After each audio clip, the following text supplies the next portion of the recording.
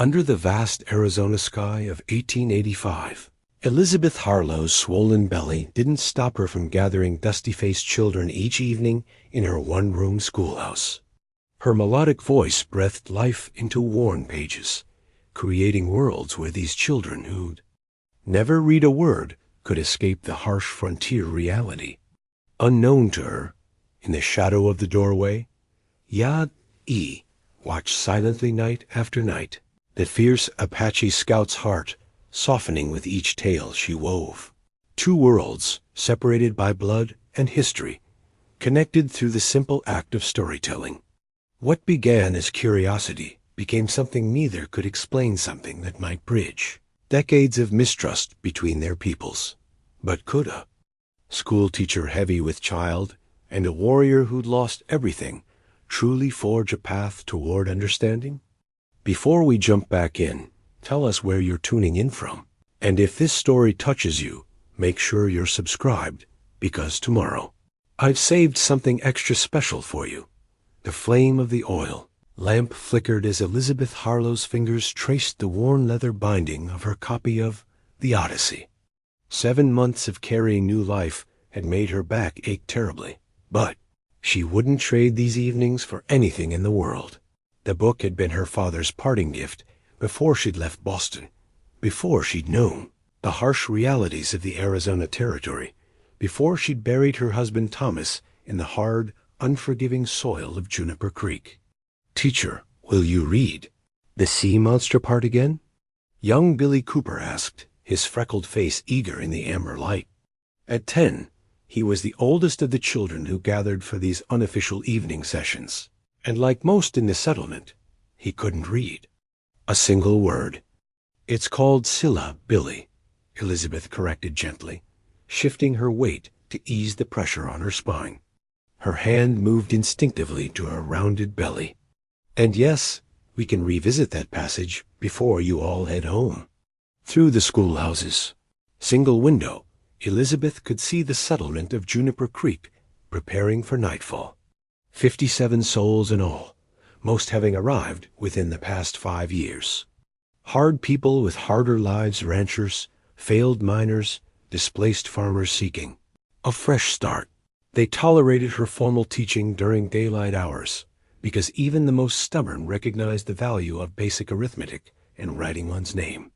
These evening story sessions, however, many dismissed as frivolous, filling their heads with nonsense instead of practical knowledge. Mayor Wilkins had grumbled just last Sunday after church services. But Elizabeth knew better. She'd seen how stories opened minds and hearts in ways that rote learning never could. "Miss Harlow?" 6-year-old Sarah Jenkins tugged at Elizabeth's skirt. "Will your baby like stories too?"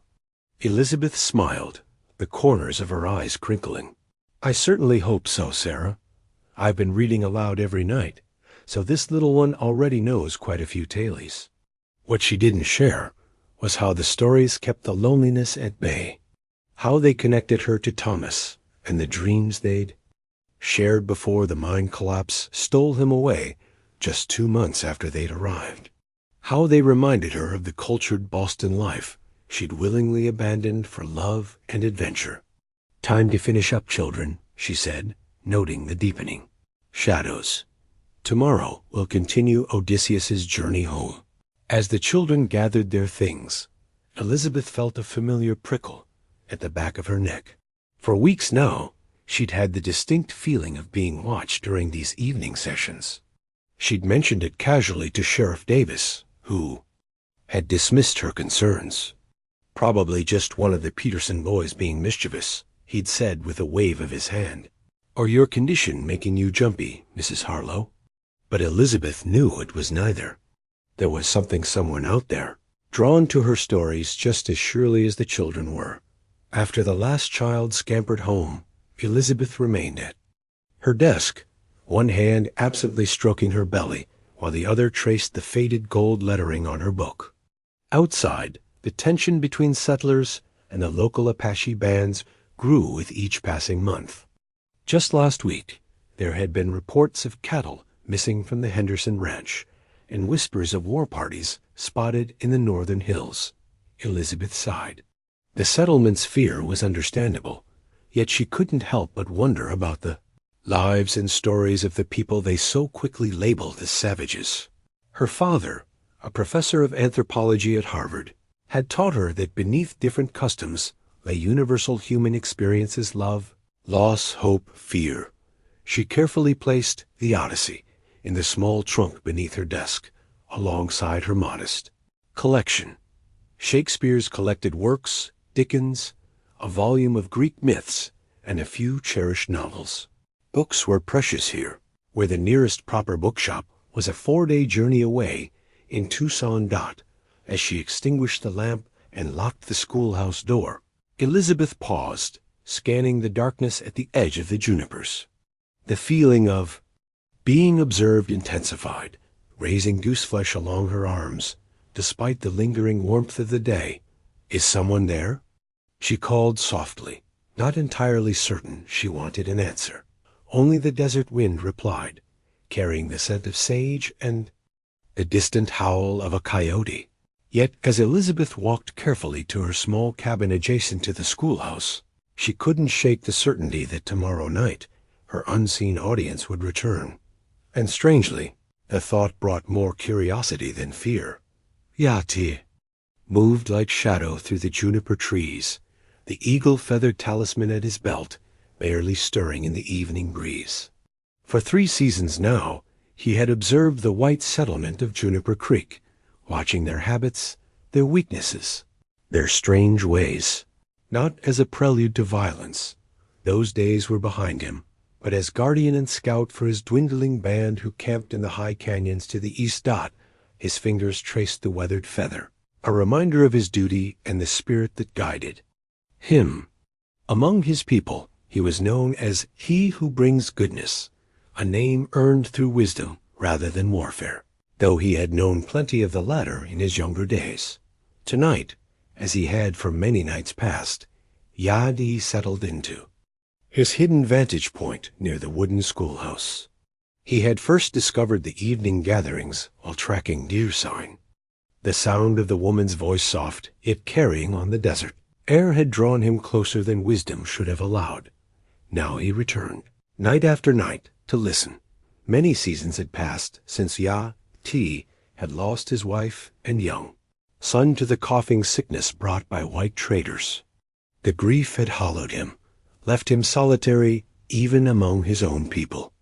He had channeled his pain into becoming the band's finest scout, his isolation making him perfectly suited for the lonely task of watching boarders and reading signs that others missed. But the pregnant teacher's stories awakened something he thought long dead. Through cracks in the schoolhouse walls, Yá'át'ééh had pieced together tales of a man on a long journey home, of monsters and gods and tests of courage. Though he understood only parts of the white woman's language, the rhythm of her words and the children's rapt expressions needed no translation. Stories were sacred to his people, too, the means by which wisdom passed from one generation to the next. From his hiding place, Yá'át'ééh watched the last child leave the schoolhouse. The woman remained inside, her silhouette visible against the lamplight as she moved heavily, one hand supporting her swollen belly. Soon she would bring new life into this harsh land. His thoughts drifted to the council fire 3 nights before, where warriors had argued for striking the settlement. Before more white people arrived, cattle had been taken not by his band, but by young men from a neighboring tribe eager to prove themselves. Now all Apache would be blamed. They push further into our hunting grounds each season, Nantai, the young fire speaker, had argued. They do not understand balance or respect for what the earth provides. Yá'át'ééh had remained silent, thinking of the schoolteacher and her stories. Not all whites were the same, just as not all Apache walked the same path. But such nuance found little purchase in hearts hardened by decades of broken promises and bloodshed. The light in the schoolhouse extinguished. Yá'át'ééh tensed as the woman emerged, pausing on the threshold as if sensing his presence. For a moment, he thought she looked directly at his hiding spot, but the darkness and junipers concealed him well. "Is someone there?" Her voice carried uncertainty, but little fear. Yá'át'ééh remained motionless, breathing slowly through his nose as he'd been taught as a boy. After a moment, she continued to her cabin, glancing back once more before closing her door. He waited until her lamp was extinguished before moving.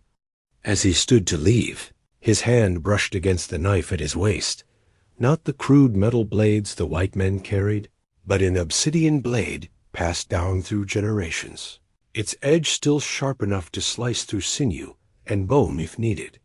Yet he had not drawn it in anger for many seasons.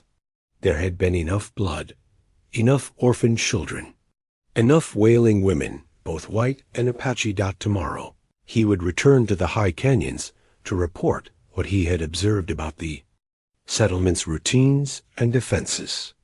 He would speak of the cattle guards and the sheriff's patrols, of water sources and the new structures being built at the north end. But he would not speak of the pregnant teacher and her stories.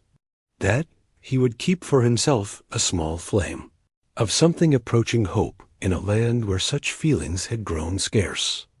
As he moved silently back into the deeper shadows, Yá'át'ééh knew he would return to the schoolhouse, not because duty demanded it, but because something older and more powerful than duty called him back to listen to tales of distant seas and long journeys home, stories not so different from those his grandmother had told beside cooking fires. Long ago, Elizabeth's throat was dry after nearly 2 hours of reading.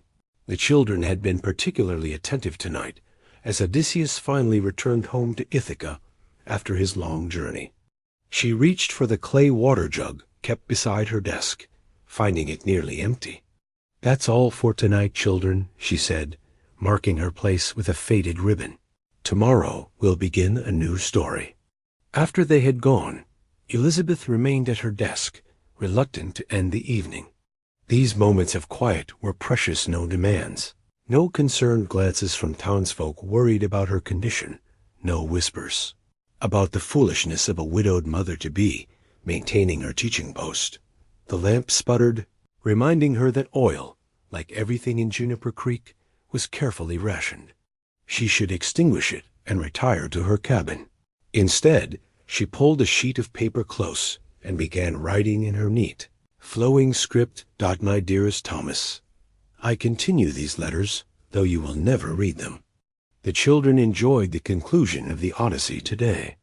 Billy Cooper declared he would someday sail the seas like Odysseus, though I suspect he has never seen more water in one place than Cottonwood Creek after the spring rains. The scratch of her pen against paper filled the silence. Elizabeth wrote of small daily occurrences, of the baby's movements, of her hopes and fears, the conversations she would have had with her husband had fate been kinder. The distinct sensation of being watched interrupted her thoughts. Elizabeth set down her pen and turned slowly toward the schoolhouse door she'd left ajar to catch the evening breeze. The feeling was stronger tonight, almost palpable. "I know you're there," she said, surprised by the steadiness in her voice. "You've been listening to our stories for weeks now." Silence answered her, but Elizabeth was certain she heard the faintest shift of weight on the wooden step outside. "I'm not afraid," she continued, though her heart quickened. "If stories interest you, you're welcome to join us properly rather than hiding in shadows." For several heartbeats, nothing happened. Then a tall figure filled the doorway. Elizabeth's hand flew to her throat. Standing before her was an Apache man, his dark eyes reflecting the lamplight. He wore buckskin leggings and a loose cotton shirt that might once have belonged to a white man. A knife hung from his belt alongside what appeared to be feathers and small pouches. His hair, streaked with a few strands of gray, was tied back with a leather cord. Elizabeth's other hand moved protectively to her belly as she rose, awkwardly, from her chair. The water jug crashed to the floor, shattering into pieces. "I mean no harm," the man said in careful, accented English. "I come for stories only. Elizabeth steadied herself against the desk. Despite the fear pulsing through her, curiosity pushed. Through. You speak English. He nodded once. Army Scouts taught me, many seasons ago. You've been listening to the stories. It wasn't a question. Your words. He seemed to search for the right expression. They traveled to faraway places, like our stories. The comparison startled Elizabeth. Before she could respond, voices and footsteps sounded outside, the evening patrol making their rounds. The Apache's posture changed instantly, muscles tensing. He moved with surprising silence toward the rear window.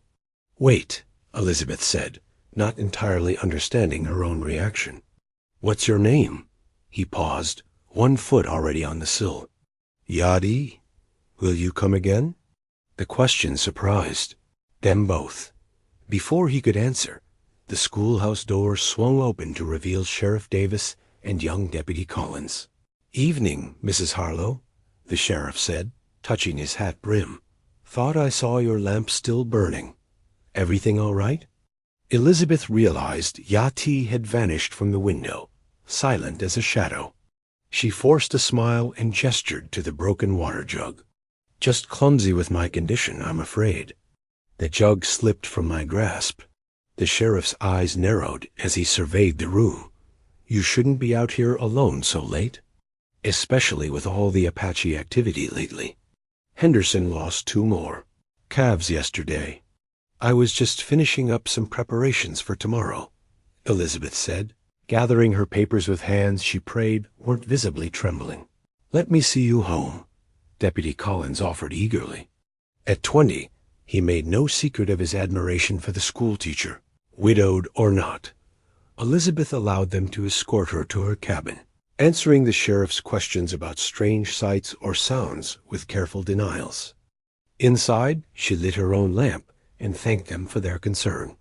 After they'd gone, she stood by her window for a long while, gazing toward the dark line of junipers beyond the schoolhouse.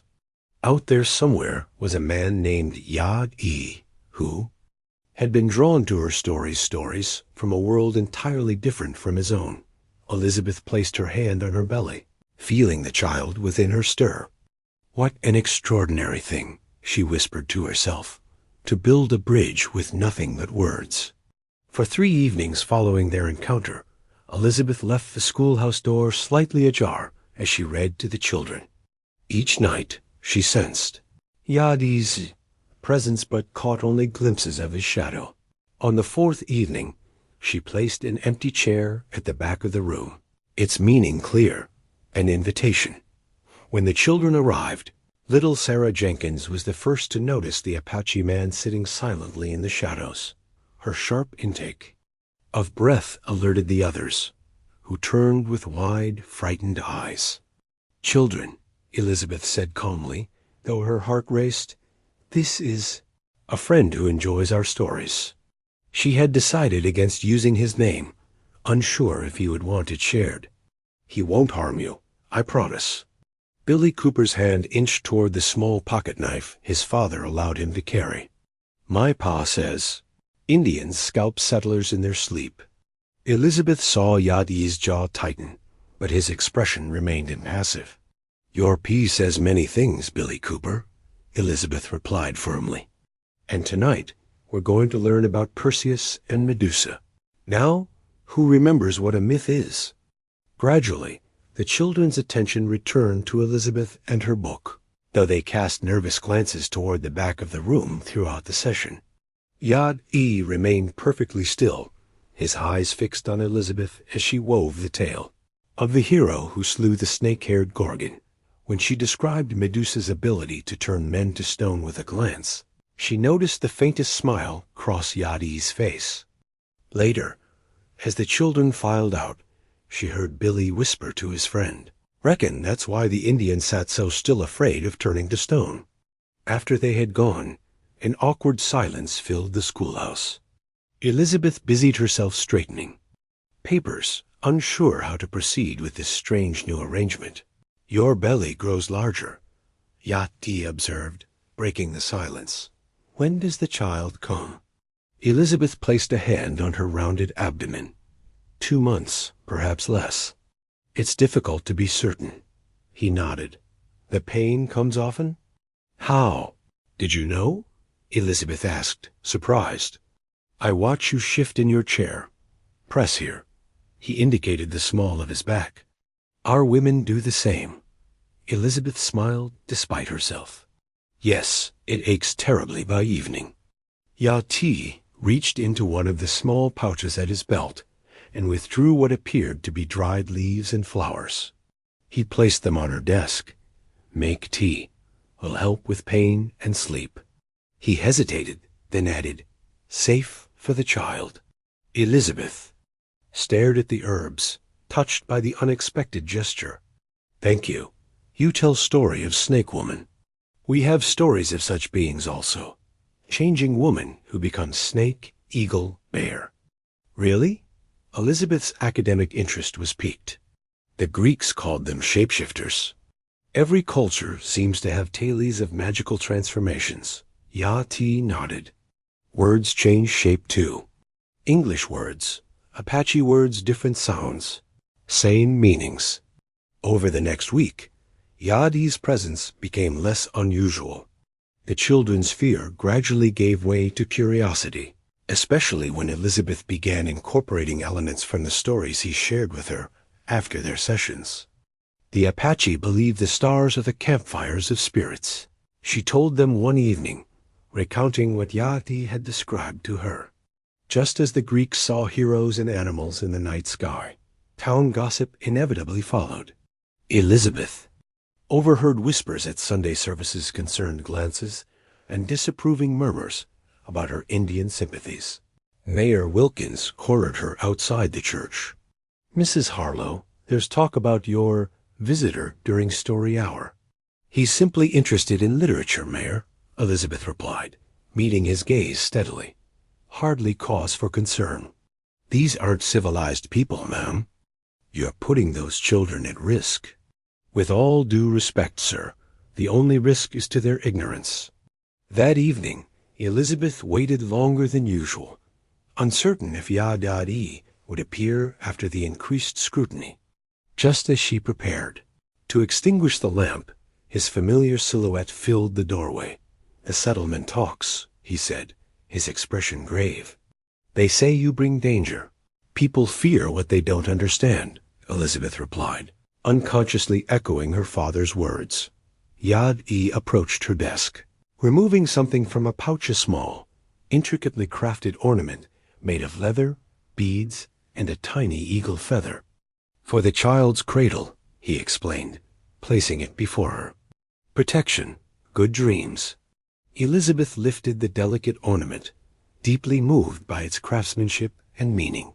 It's beautiful, thank you. Their fingers brushed as she accepted the gift, and for a moment neither spoke. In the lamplight, Elizabeth noticed details she'd missed before: a thin scar along his jaw, the depth of his dark eyes, the silver strands in his hair that spoke of wisdom earned through years. Why do you come here? She finally asked. Surely it puts you at risk as well. Yá'át'ééh considered her question carefully. Stories are ... medicine. For many seasons I listened only to war stories, death stories. Your stories speak of return of home. He touched the cradle ornament lightly. All children need stories. Apache children, white children, your child. In that moment, Elizabeth understood something profound about the man before her, that beneath their vast differences lay a shared recognition of what truly mattered: the passing of wisdom, the nurturing of the next generation, the healing power of words. Tomorrow, she said, perhaps you might share one of your stories with us. The spring rains came with unexpected fury to Juniper Creek. For 3 days, water poured from leaden skies, turning the settlement's dirt streets to muddy rivers and testing the hastily built structures of the frontier town. Elizabeth awoke on the 4th morning to a sound that made her heart sink, a slow, grinding crack followed by the unmistakable rumble of falling adobe. Throwing a shawl over her nightdress, she hurried outside despite the drizzling rain. The sight that greeted her confirmed her fears. The schoolhouse's eastern wall had partially collapsed, leaving a gaping hole where the morning sun would normally stream through the window. Mud bricks lay scattered and dissolving in puddles, exposing the wooden frame beneath. "Oh no," she whispered, one hand instinctively cradling her 8-month belly dot. By midday, half the settlement had gathered to assess the damage. Mayor Wilkins poked at the crumbling adobe with his walking stick, dislodging more particles with each prod. "Poorly mixed," he declared. "Not enough straw binding, and the clay's too sandy." Sheriff Davis nodded in agreement. Rush job when it was built. The whole structure might be compromised. Elizabeth felt a wave of despair. "It can be repaired." "Surely?" The men exchanged glances that made her stomach tighten. "Town meeting tonight," Mayor Wilkins announced to the gathered crowd. "We'll discuss our options." As the crowd dispersed, Deputy Collins lingered beside Elizabeth. "Don't worry, Mrs. Harlow. I'm sure we'll figure something out." But the young man's reassurance rang hollow. Elizabeth had seen the calculations running. Behind the mayor's eyes, the cost of repairs versus the perceived value of education in a frontier settlement where survival took precedence over learning. That evening, the town gathered in the church, the only building large enough to hold everyone. Elizabeth sat near the front, uncomfortably aware of the whispers behind her, not just about the schoolhouse, but about her condition and her controversial visitor. Mayor Wilkins called the meeting to order. "As you all know, the schoolhouse has suffered significant damage. The question before us is whether to repair it now or wait until after harvest, when we might have more hands and resources to spare." "Why repair it at all?" called out Henderson, the cattle rancher who had lost stock to alleged Apache raids. "My boys learned all they need working the land. Reading fancy stories doesn't put food on the table or keep Indians from stealing livestock." Several voices murmured in agreement. "The school teaches more than stories," Elizabeth interjected, rising awkwardly to her feet. "Your children learn mathematics for managing your accounts, writing for communicating with distant suppliers, geography to understand the territories around us." "Mrs. Harlow makes a good point," said Mrs. Cooper, Billy's mother. "My boy can already do sums better than his father." This earned a few chuckles and a scowl from Mr. Cooper. "Besides," Elizabeth continued, emboldened, "the schoolhouse serves as more than just a place of learning. It's where we gather for social events, where committees meet, where you entertain Apache visitors." Henderson interrupted, his voice sharp with accusation. A tense silence fell over the church. "I teach anyone willing to learn," Elizabeth replied evenly. "Knowledge has no race or allegiance." "Fine sentiments," Mayor Wilkins said, clearing his throat, "but they don't address the practical matter before us. The wall needs rebuilding with proper materials, and our resources are limited. What if we just board it up for now?" suggested the blacksmith. "Get through until fall, then decide." Elizabeth felt the future of her school, her purpose in this harsh place slipping away. "The children deserve better than a boarded-up ruin," she said, her voice stronger than she expected. "I propose we begin repairs immediately. I'll oversee the work myself." Laughter rippled through the crowd. "In your condition?" someone called out. "I can mix adobe," Elizabeth insisted. "I've watched it done. What we need is proper clay, not the sandy soil used before. And I know where to find it." She didn't mention that this knowledge came from Yá'át'ééh, who had described the superior clay deposits in a canyon to the east. The debate continued for another hour, with the settlement divided between immediate action and postponement. In the end, Mayor Wilkins called for a vote.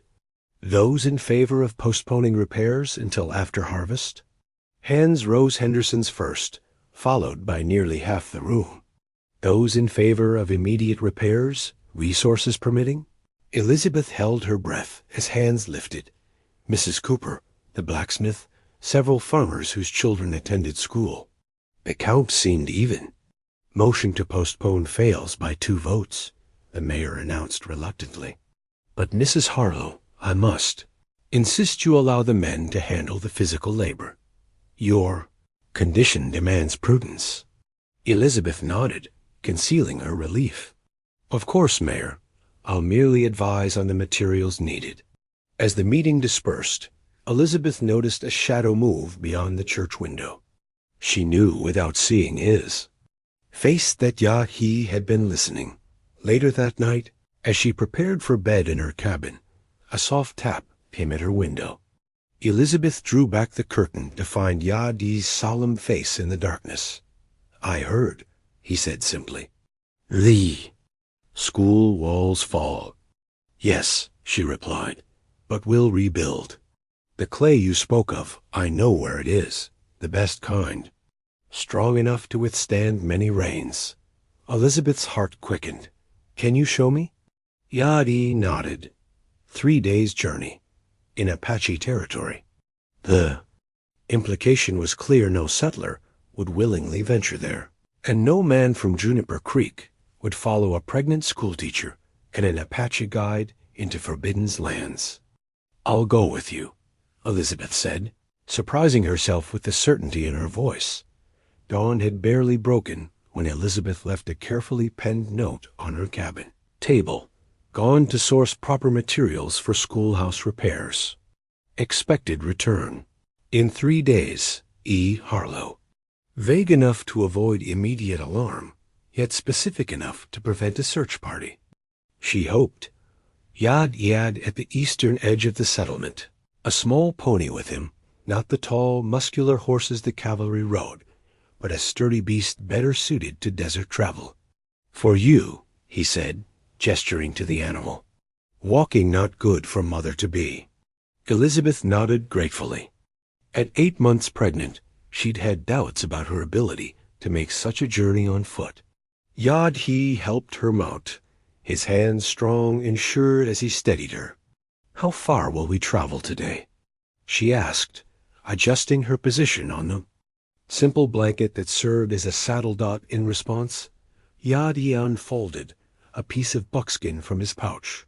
On it was drawn a crude but effective map, marked with Apache symbols. He pointed to a line representing a ridge of hills. Sun will be here when we reach this place, he said, indicating midday. Good water there. Rest during heat. Continue when sun begins to fall. As they set out, Elizabeth felt a flutter of both excitement and trepidation. She had not ventured more than a few miles from the settlement since her arrival 2 years ago. The vastness of the desert spread before them, painted in the soft pinks and golds of early morning light. Yá'át'ééh walked ahead, his pace steady but measured to accommodate her condition. He carried only a small pack, his knife, and what appeared to be a short hunting bow slung across his back. He moved with the quiet confidence of one who read the land as easily as Elizabeth. Read her books. The morning passed in relative silence. Occasionally, Yá'át'ééh would pause to point out a plant or animal sign, naming it first in Apache, then in English. Elizabeth found herself mentally cataloging these small lessons, storing away knowledge of desert sagebrush, creosote bushes, and the tracks of jackrabbits and coyotes. By midday, the sun beat down mercilessly. True to his word, Yá'át'ééh led them to a small hidden spring nestled among rocks. The water bubbled up clear and cool, a miraculous find in the parched landscape. How did you know this was here? Elizabeth asked, after drinking deeply. My grandfather showed me. His grandfather showed him. Yá'át'ééh gestured to faint markings on a nearby stone. Signs for those who can read them. Elizabeth studied the weathered symbols, like books written in stone. Yá'át'ééh considered this, then nodded. Yes, story of water. Very old story. As they rested in the meager shade of a juniper, Elizabeth felt the baby shift within her. She winced slightly at a particularly forceful kick. The child is strong, Yá'át'ééh observed. A good sign. I hope so, Elizabeth replied, her hand moving instinctively to her belly. Sometimes I worry about raising a child alone in such a harsh place. Many Apache women raise children alone. After warriors do not return, the band helps. No one truly alone. It's different for settlers, Elizabeth said. We haven't learned to be a tribe yet. Everyone is still focused on their own survival. Yá'át'ééh was silent for a moment. This is the white man's weakness. Seeing only the one, not the many. The observation struck Elizabeth as profoundly true. Is that why you've helped me? To show that another way is possible? He shrugged. I help because you tell stories. Stories keep people alive inside. He tapped his chest. When I lost my woman and son to the coughing sickness, I forgot all stories. Became like stone. Your stories, they make cracks in the stone. The personal revelation surprised Elizabeth. It was the most he had shared about himself. I'm sorry about your family, she said softly. Long ago now. His tone indicated the subject was closed. They resumed their journey in the late afternoon, the landscape gradually changing as they moved east. The flat desert gave way to more rugged terrain, ancient lava flows, and deeper arroyos cut by seasonal floods. Elizabeth marveled at formations she had only glimpsed from a distance before as dusk approached. Yá'át'ééh selected a sheltered hollow for their camp. He efficiently gathered sparse brush for a small fire, then disappeared briefly, returning with the desert hare he had somehow caught during his short absence. You must teach me how you did that, Elizabeth said as he prepared the animal for cooking. Different kind of lesson, he replied with the hint of a smile. Not in books. After their simple meal, they sat in companionable silence, watching the stars emerge. The vastness of the night sky in the desert never failed to awe Elizabeth so, different from Boston's close horizons. In your stories, Yá'át'ééh said suddenly, the man Odysseus travels for many years to reach home. Yes, Elizabeth responded, surprised he had followed so much of the tale. 10 years. Why does he not give up, make new home? Elizabeth considered the question. Because home isn't just a place. It's where your heart belongs. Where your story began. Yá'át'ééh nodded slowly. Apache understand this. Land and people cannot be separated, both sacred. As the fire burned down to embers, Elizabeth wrapped herself in the blanket Yá'át'ééh had provided. Despite the hardness of the ground, beneath her and the aches of pregnancy, she felt a strange peace in this wild place, as if she were finally seeing the true face of the land she had called home for 2 years. Tomorrow, Yá'át'ééh said as he settled on the opposite side of the dying fire, we enter Apache lands. You will be first white woman many have seen, but you carry life. This makes you sacred. Remember this. With those words hanging in the awe, star-filled darkness, Elizabeth drifted into a dreamless sleep. Cradled by the ancient desert by midday of their second day of travel, the landscape transformed dramatically. The open desert gave way to rising formations of red sandstone, twisted junipers clinging impossibly to sheer faces. Elizabeth found herself mesmerized by the changing colors: rust, amber, vermilion, as the sun played across the ancient stone. Beautiful, she murmured, almost to herself. Nti Gago, Yá'át'ééh replied. It means beautiful, but also holy. In your language, words stay separate.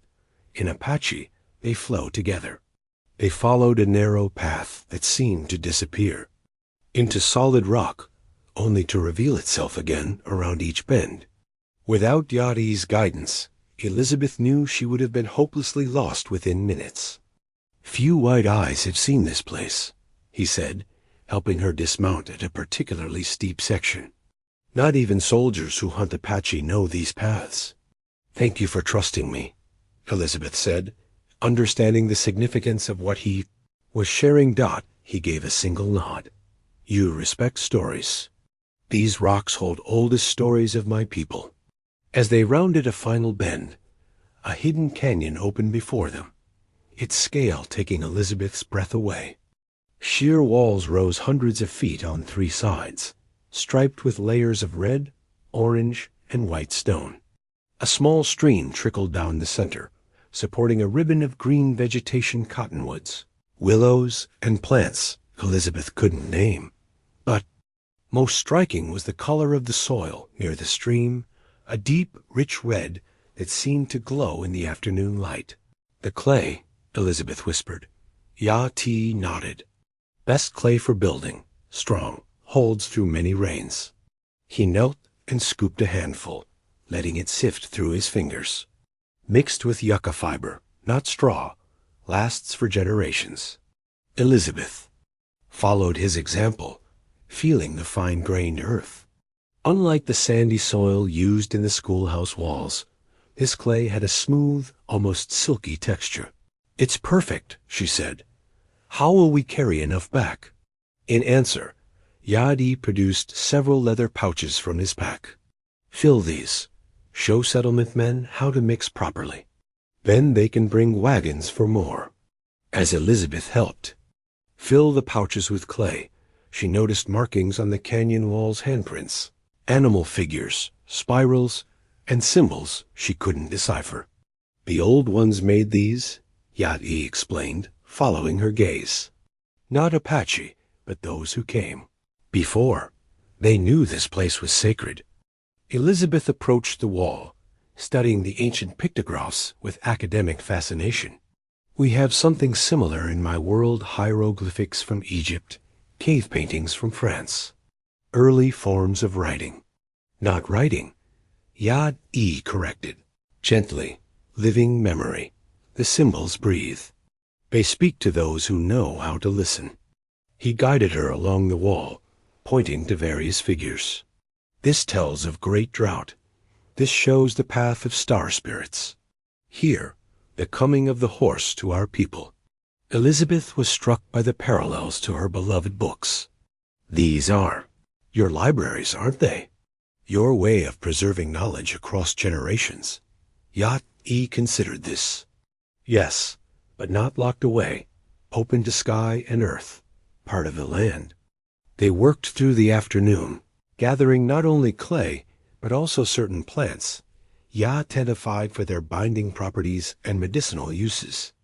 Elizabeth carefully noted each one, determined to remember their preparation date as evening approached. Dark clouds gathered above the canyon rim. The air grew heavy with the scent of rain. "We cannot leave tonight," Yá'át'ééh said, eyeing the sky. "Paths become dangerous in rain. We shelter in the cave." He led her to an opening in the canyon wall, a shallow cave worn by centuries of wind and water. Inside, ancient handprints marked the stone ceiling. "Many have sheltered here before us," he said, arranging a small fire near the entrance. The storm broke just as night fell, rain pouring down in silver sheets at the cave's mouth. Thunder echoed through the canyon, amplified by the stone walls, into something primeval and awesome. Elizabeth sat wrapped in her blanket, watching the lightning illuminate the canyon in brief, electric moments. Despite her condition and the hard journey, she felt strangely at peace. "In Boston, we hide from storms," she said. "Here, it feels like being witness to creation itself." Yá'át'ééh nodded. "Good words. Apache believe great storms are the breath of mountain spirits. They remind us we are small." As the fire crackled between them, Elizabeth found herself sharing stories of her childhood, her father's library, her mother's garden, her early dreams of adventure that had eventually led her west in turn. Yá'át'ééh spoke of his youth, training as a scout, learning the vast territory of his people, handspan by handspan. He described the changing world he had witnessed, the coming of more white settlers each year, the shrinking lands where Apache could move freely. "Your husband," he asked suddenly, "how did he die?" The directness of Apache conversation no longer surprised Elizabeth. A mind collapse. Thomas came west with dreams of finding silver. Instead, he found only rock and darkness. Yet you stayed. Elizabeth rested her hands on her belly.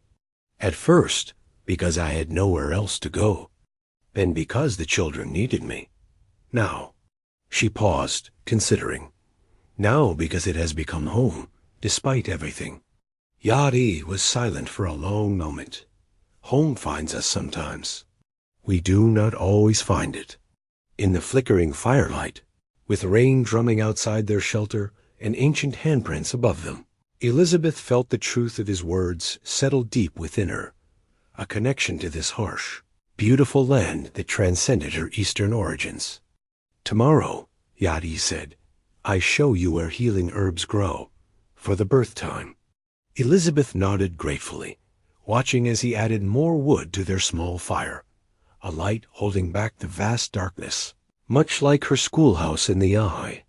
Wilderness, the morning after the storm wrought, clear skies, but a heaviness to the air that Elizabeth hadn't noticed before. Yá'át'ééh seemed different, too more alert, his eyes constantly scanning the canyon rim as they gathered the last of their herbs and prepared to depart. Is something wrong? Elizabeth asked, struggling to mount the pony with her pouches of red clay.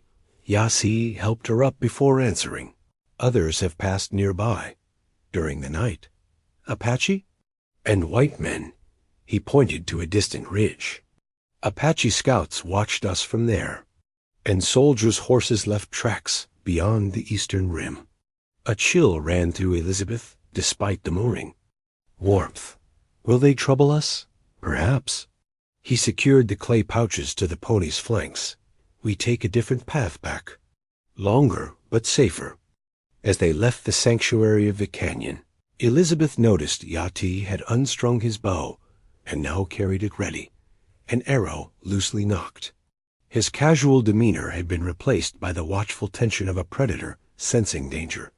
They traveled in silence, following game trails so faint Elizabeth would have missed them entirely without guidance.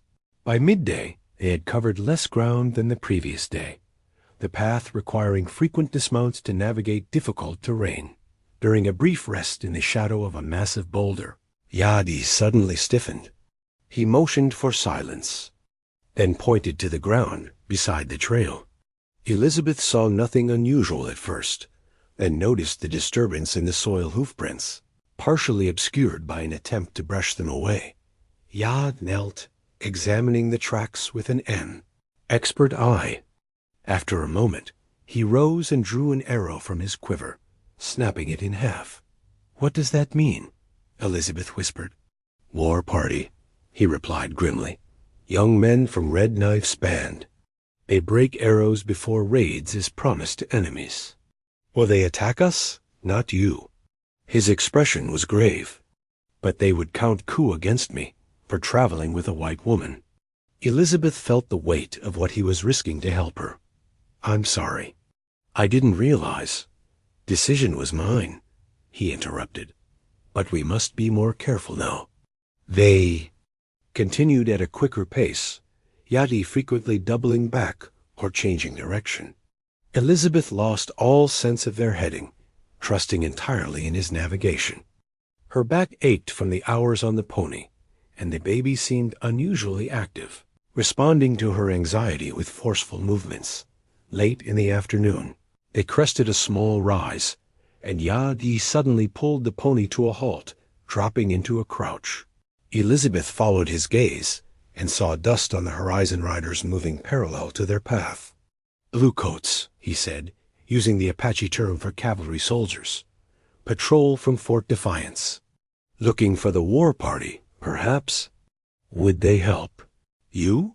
Elizabeth asked. Yá'át'ééh's face darkened. They see Apache man with white woman. They shoot first, ask questions never. He led them into a dry wash where they would be hidden from distant eyes. The detour added miles to their journey, forcing them to make camp while still a day's travel from Juniper Creek. That night, they built no fire. Elizabeth huddled beneath her blanket, the spring night unexpectedly cold after sunset. She watched. Yá'át'ééh's eating, motionless at the edge of their camp, listening to the desert darkness. You should sleep, she said softly. I can watch for a while.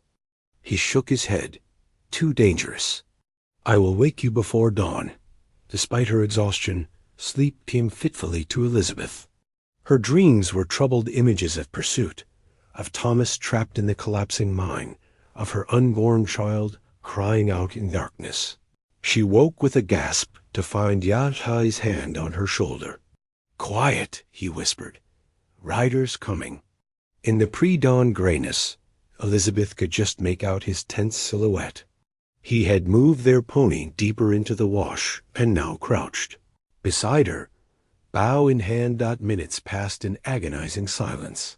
Then came the sound hoofbeats, multiple horses moving at a walk, passing no more than 50 yards from their position. Through gaps in the brush, Elizabeth glimpsed the riders, 5 men in buckskin and moccasins, rifles across their saddles, feathers tied in their hair. Yá'át'ééh's jaw tightened. Red Knife's men. They hunt the bluecoats we saw yesterday. After the riders passed, he remained motionless for long minutes, ensuring they were truly gone. Finally, he exhaled slowly. We must leave now. More danger ahead. They traveled hard through the morning, Yá'át'ééh pushing their pace despite Elizabeth's discomfort. By midday, familiar landmarks appeared, the distinctive twin buttes that stood like sentinels northwest of Juniper Creek. Almost home, Elizabeth said with relief.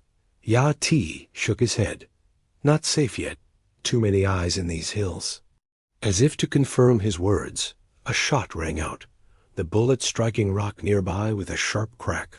Yá'át'ééh pulled Elizabeth from the pony in one swift motion, positioning himself between her and the direction of the shot. Stay down, he ordered, knocking an arrow. A voice called from behind a rock outcropping ahead. That's far enough, Injun. Step away from the white. Woman! Elizabeth recognized the voice. Henderson, the rancher. Mr. Henderson, she called out. Don't shoot. I'm not being held captive. Mrs. Harlow? Confusion colored the man's voice. What in tarnation are you doing out here with an Apache? Please lower your weapon, she pleaded. He's helping me gather materials for the schoolhouse repairs.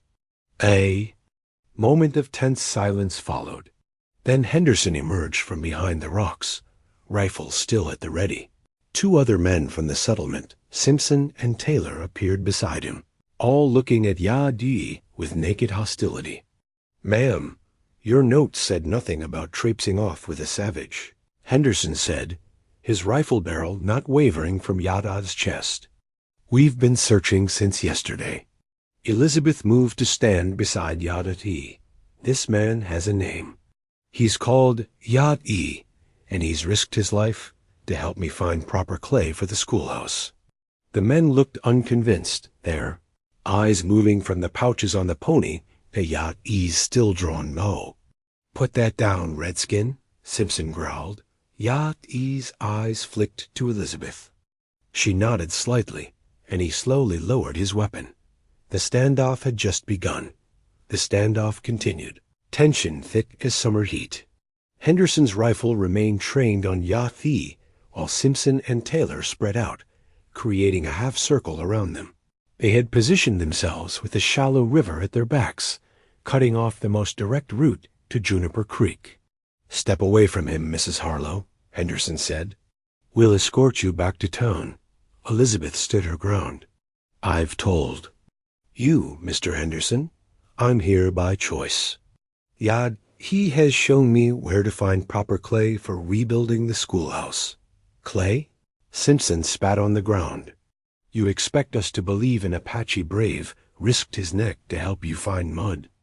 Look in the pouches, Elizabeth gestured to the pony. The material there will make walls that won't crumble in the first spring rain. Taylor, the youngest of the 3 men, glanced nervously between his companions. Maybe we should just check. Henderson, keep your gun on him, Henderson ordered, moving cautiously toward the pony. He opened one pouch, letting the rich red clay sift through his fingers. Could be a trick, he muttered, though doubt had entered his voice. Elizabeth felt the baby shift uncomfortably, responding to her tension.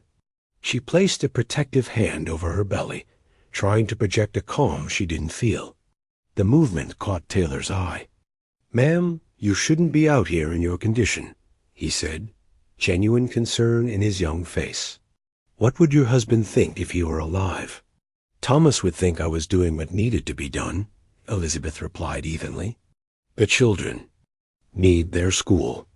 Yá'át'ééh had remained silent throughout the exchange, his posture alert but non-threatening. Now he spoke, his voice quiet but carrying clearly to the men. "The woman teaches. I respect this. My people respect knowledge." He gestured to the pouches. "Good clay, strong walls. No tricks." Henderson's face hardened at the sound of Yá'át'ééh's voice. "You keep quiet, Injun. Nobody asked you." "I'm asking him," Elizabeth said firmly. "And I'm asking all of you to lower your weapons. We're returning peacefully to Juniper Creek. There's no need for this hostility." "No need?" Henderson's voice rose. "3 cattle were slaughtered on my north range 2 days ago. Apache handiwork for sure. Probably his friends."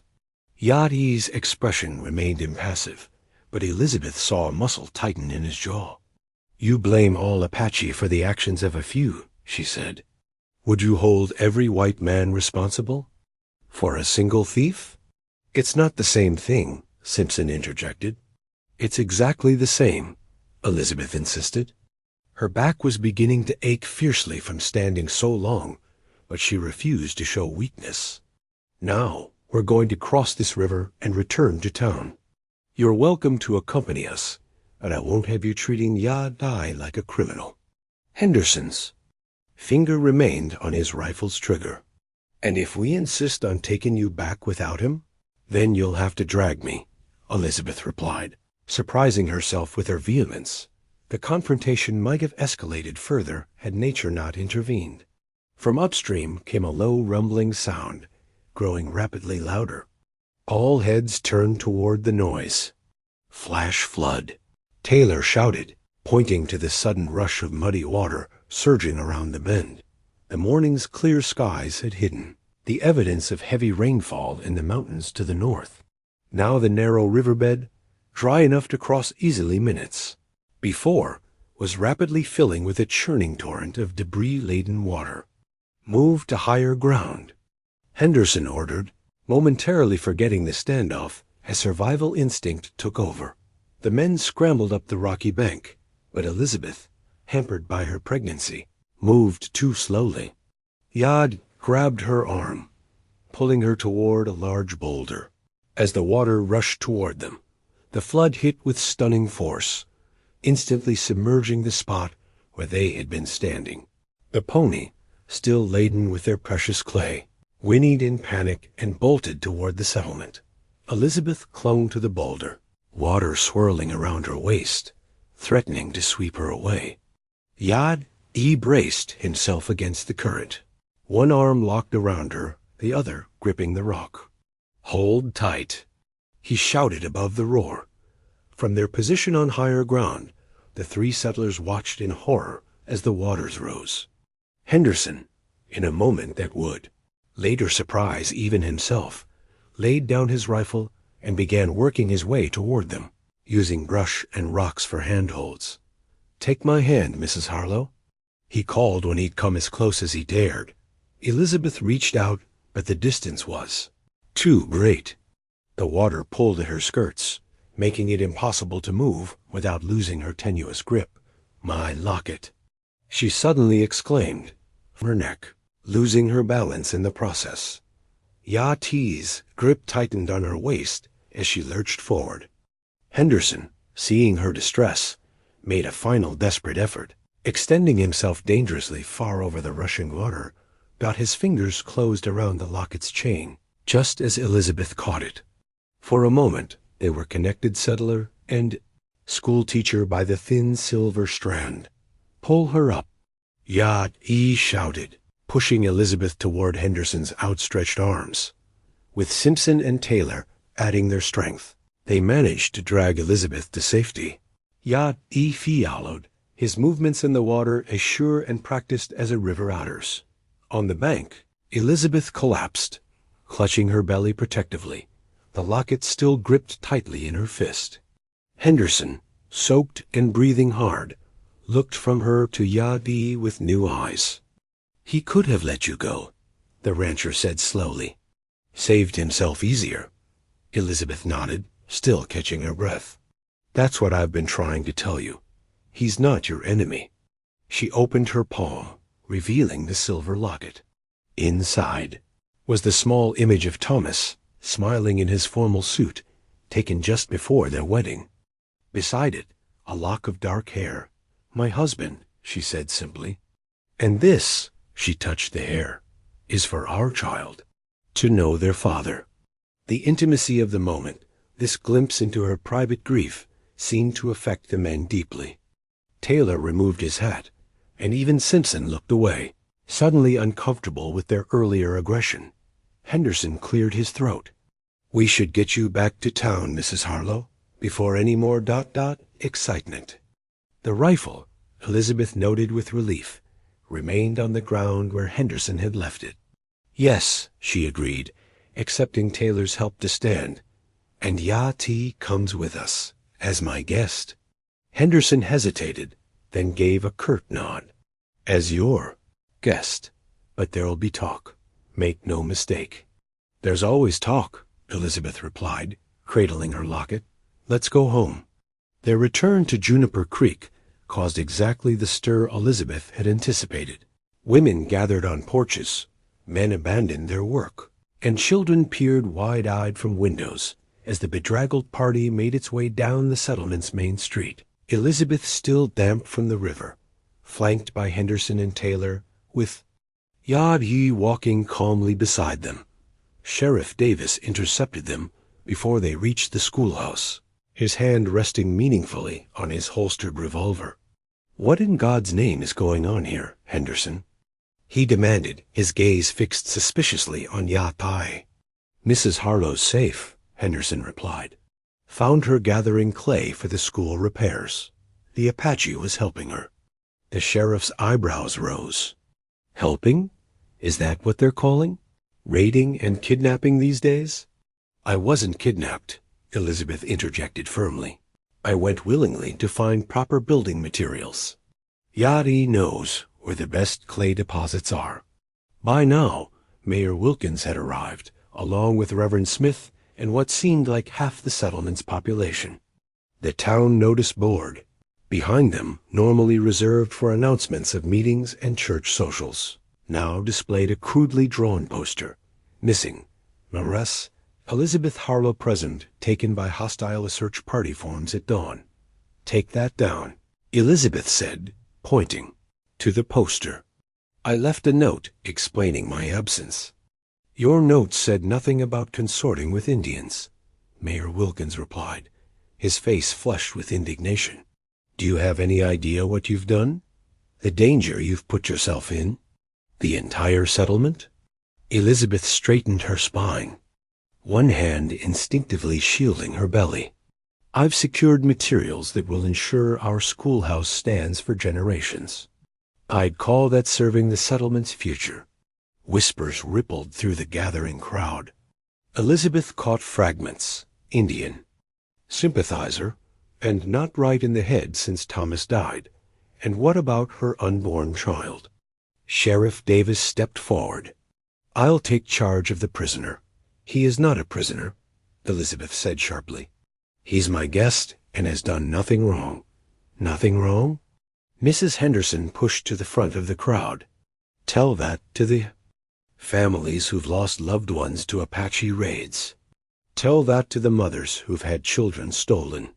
Yá'át'ééh remained silent, his face impassive, though Elizabeth could sense the tension in his posture. "This man has never harmed any settler," she insisted. "He values knowledge and learning. He helped me when I needed it." "And what did he ask in return?" someone called from the crowd. "What deal did you make with him, Mrs. Harlow?" The insinuation, and the question brought hot color to Elizabeth's cheeks. Before she could respond, Henderson unexpectedly spoke up. "That's enough," he barked. Mrs. Harlow nearly drowned bringing back materials for the school. This Apache could have let her die. He didn't. A surprised murmur passed through the onlookers. Henderson's antipathy toward the Apache was well-known. Mayor Wilkins cleared his throat. "Be that as it may, we have procedures. The Indian can't stay in the settlement." "Then neither will I," Elizabeth declared, surprising even herself with the ultimatum. "If Juniper Creek rejects those who help us, perhaps it isn't the community." "I thought it was." The mayor's face reddened further. "Now see here, Mrs. Harlow. You have responsibilities to the children, to this community that took you in after your husband's passing." "And I take those responsibilities seriously," Elizabeth replied. "Seriously enough to seek better materials for our children's school. Seriously enough to learn from those who know this land better than we do." Reverend Smith stepped forward, his manner conciliatory. "Perhaps we should discuss this matter privately, with cooler heads." "There's nothing to discuss," Sheriff Davis insisted. "The law is clear. No Indians allowed in the settlement overnight." "Then I request until sundown," Elizabeth said. "Time enough to show the building committee the clay we've brought, and how to properly prepare it." The sheriff looked to Mayor Wilkins, who gave a reluctant nod. "Until sundown. Then he leaves, and he stays in my sight at all times." Davis added. As the crowd slowly dispersed, Elizabeth felt the weight of disapproving stares. Several mothers pulled their children close as they passed, as though Yá'át'ééh's presence might somehow contaminate them. Mrs. Cooper, however, approached Elizabeth directly. "Billy says your Apache friend tells good stories," she said quietly. "Says they're not so different from the ones in your books." Elizabeth nodded gratefully. "They're not so different at all." Later, at the damaged schoolhouse, Elizabeth demonstrated how to mix the red clay with yucca fibers, as Yá'át'ééh had shown her. The building committee, 3 men appointed by the mayor, watched with skeptical interest. "The Apache have built with this clay for centuries," she explained. "Their structures withstand decades of storms." "So now we're taking building advice from savages?" asked Mitchell, the settlement's carpenter. Yá'át'ééh, who had been silently observing, spoke for the first time since their return. "Your walls fell because sand, not clay. No binding. Look." He took a handful of the crumbled adobe from the schoolhouse wall, then a sample of the red clay they'd brought. Crushing both in his palms, he showed how one disintegrated while the other held its shape. Despite themselves, the men were impressed by the practical demonstration.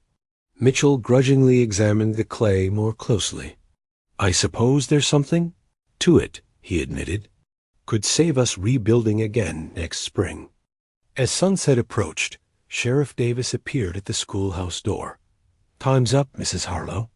Elizabeth walked Yá'át'ééh to the eastern edge of the settlement, aware of curious eyes watching from windows and doorways.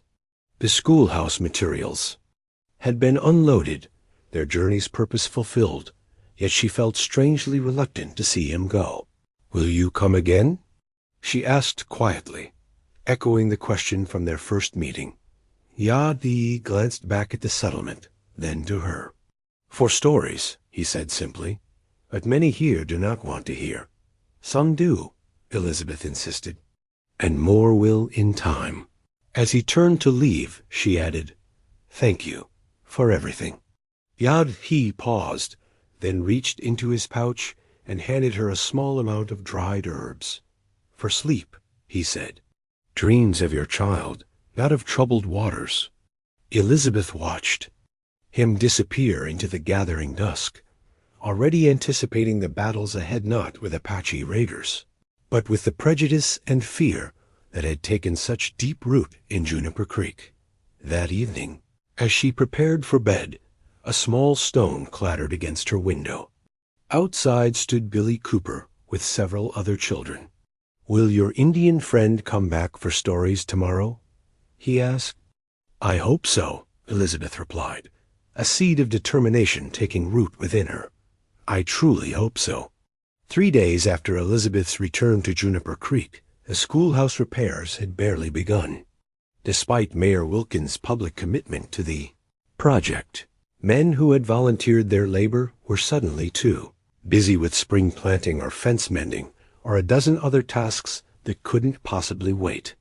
"It's a message," Elizabeth muttered to herself as she struggled to mix a small batch of the red clay alone in the schoolhouse that evening. "They'll let the building crumble rather than use knowledge that came from an Apache." Her back ached fiercely from the effort of stirring the thick mixture with a wooden paddle. The proper preparation required specific proportions of clay, water, and yucca fiber, all of which Yá'át'ééh had carefully explained, but which proved difficult to execute alone, especially in her condition. Despite the sheriff's warning, Yá'át'ééh had returned the following evening for story time, slipping in quietly through the back window. Only 5 children had attended: Billy Cooper, Sarah Jenkins, and 3 others whose parents either didn't know or didn't care about the settlement's disapproval. The evening had been magical, with Yá'át'ééh sharing an Apache tale of Coyote stealing fire from the fire beings to bring warmth to the world. The children had listened raptly, their initial fear forgotten, as they compared his story to the Greek myth of Prometheus that Elizabeth had read previously. But tonight, not even Yá'át'ééh had appeared. The schoolhouse stood empty and partially broken, a sad testament to the power of prejudice. Elizabeth paused in her labors, wiping sweat from her brow. "This is foolishness," she said aloud, looking at the meager amount of prepared clay. "At this rate, it would take months to mix enough for the repairs." A soft sound at the doorway made her turn. To her surprise, Mrs. Cooper stood there, a shawl wrapped around her shoulders against the night chill. "Billy said you were working alone," the woman said, stepping inside hesitantly. "I thought perhaps, well, many hands make light work." Before Elizabeth could respond, another figure appeared: Mrs. Jenkins, Sarah's mother, carrying a covered basket. "I brought some cornbread and preserves," she said. "Working builds an appetite." Elizabeth blinked back sudden tears. "Thank you, both of you." As the women rolled up their sleeves and joined Elizabeth at the mixing trough, a third arrival made them all freeze. In the doorway stood Yá'át'ééh, but he was not alone. 3 Apache women accompanied him, each carrying bundles of what appeared to be dried yucca fibers. "Better fibers," Yá'át'ééh explained simply. "Women know best way to prepare." Mrs. Cooper and Mrs. Jenkins exchanged uncertain glances. For a tense moment, Elizabeth feared they would leave. Then Mrs. Cooper straightened her shoulders. "Well," she said pragmatically, "if they know how to do it properly, I'm willing to learn." The Apache women entered cautiously. The oldest, her face lined with years of desert sun, approached the mixing trough and inspected Elizabeth's efforts. She spoke rapidly to Yá'át'ééh in their language. "Too much water," he translated. "Clay must be thick like honey from wild bees." The woman demonstrated, adding more dry clay and working it with practiced movements. The others began shredding the yucca fibers into precise lengths, indicating through gestures how they should be incorporated. What began as an awkward collaboration gradually transformed. Though they shared almost no common words, the women developed a system of nods, gestures, and appreciative sounds that transcended language. Mrs. Jenkins offered the cornbread around, and the Apache women shared a sweet dried fruit that Elizabeth didn't recognize. As the night deepened, more settlers arrived. First Mrs. Taylor with her 2 daughters, then the blacksmith's wife, and even old Mrs. Peterson, who everyone had assumed was too rheumatic to leave her cabin after dark.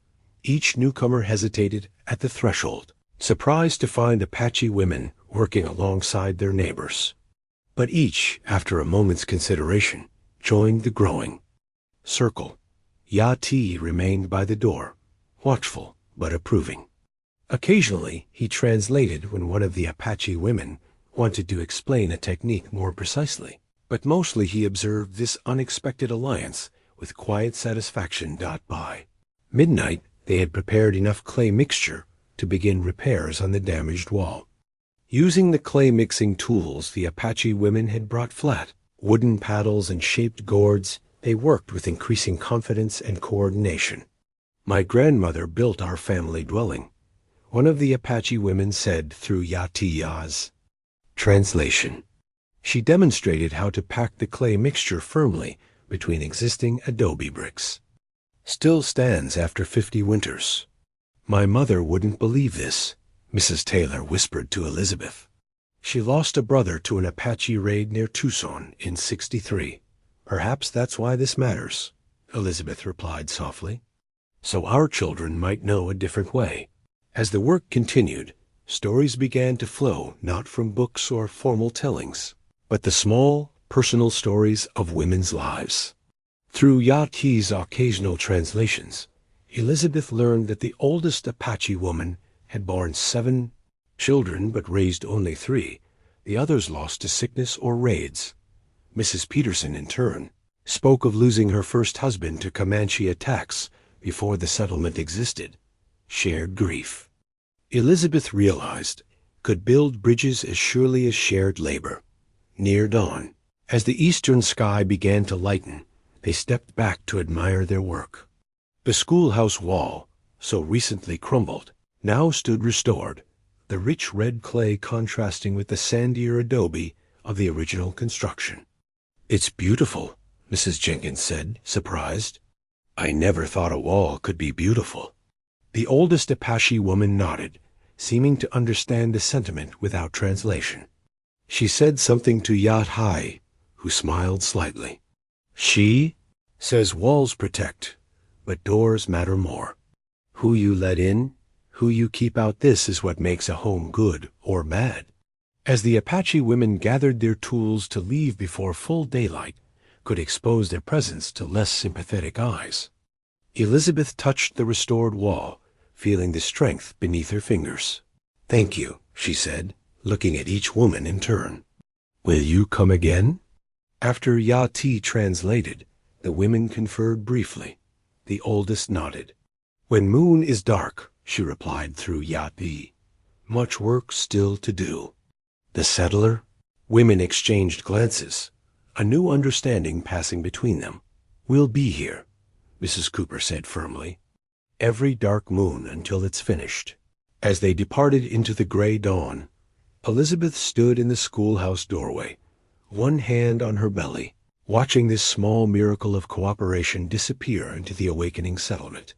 3 dark moons came and went. With each cycle, the nighttime gathering of women grew, their secretive collaboration transforming the schoolhouse one wall at a time.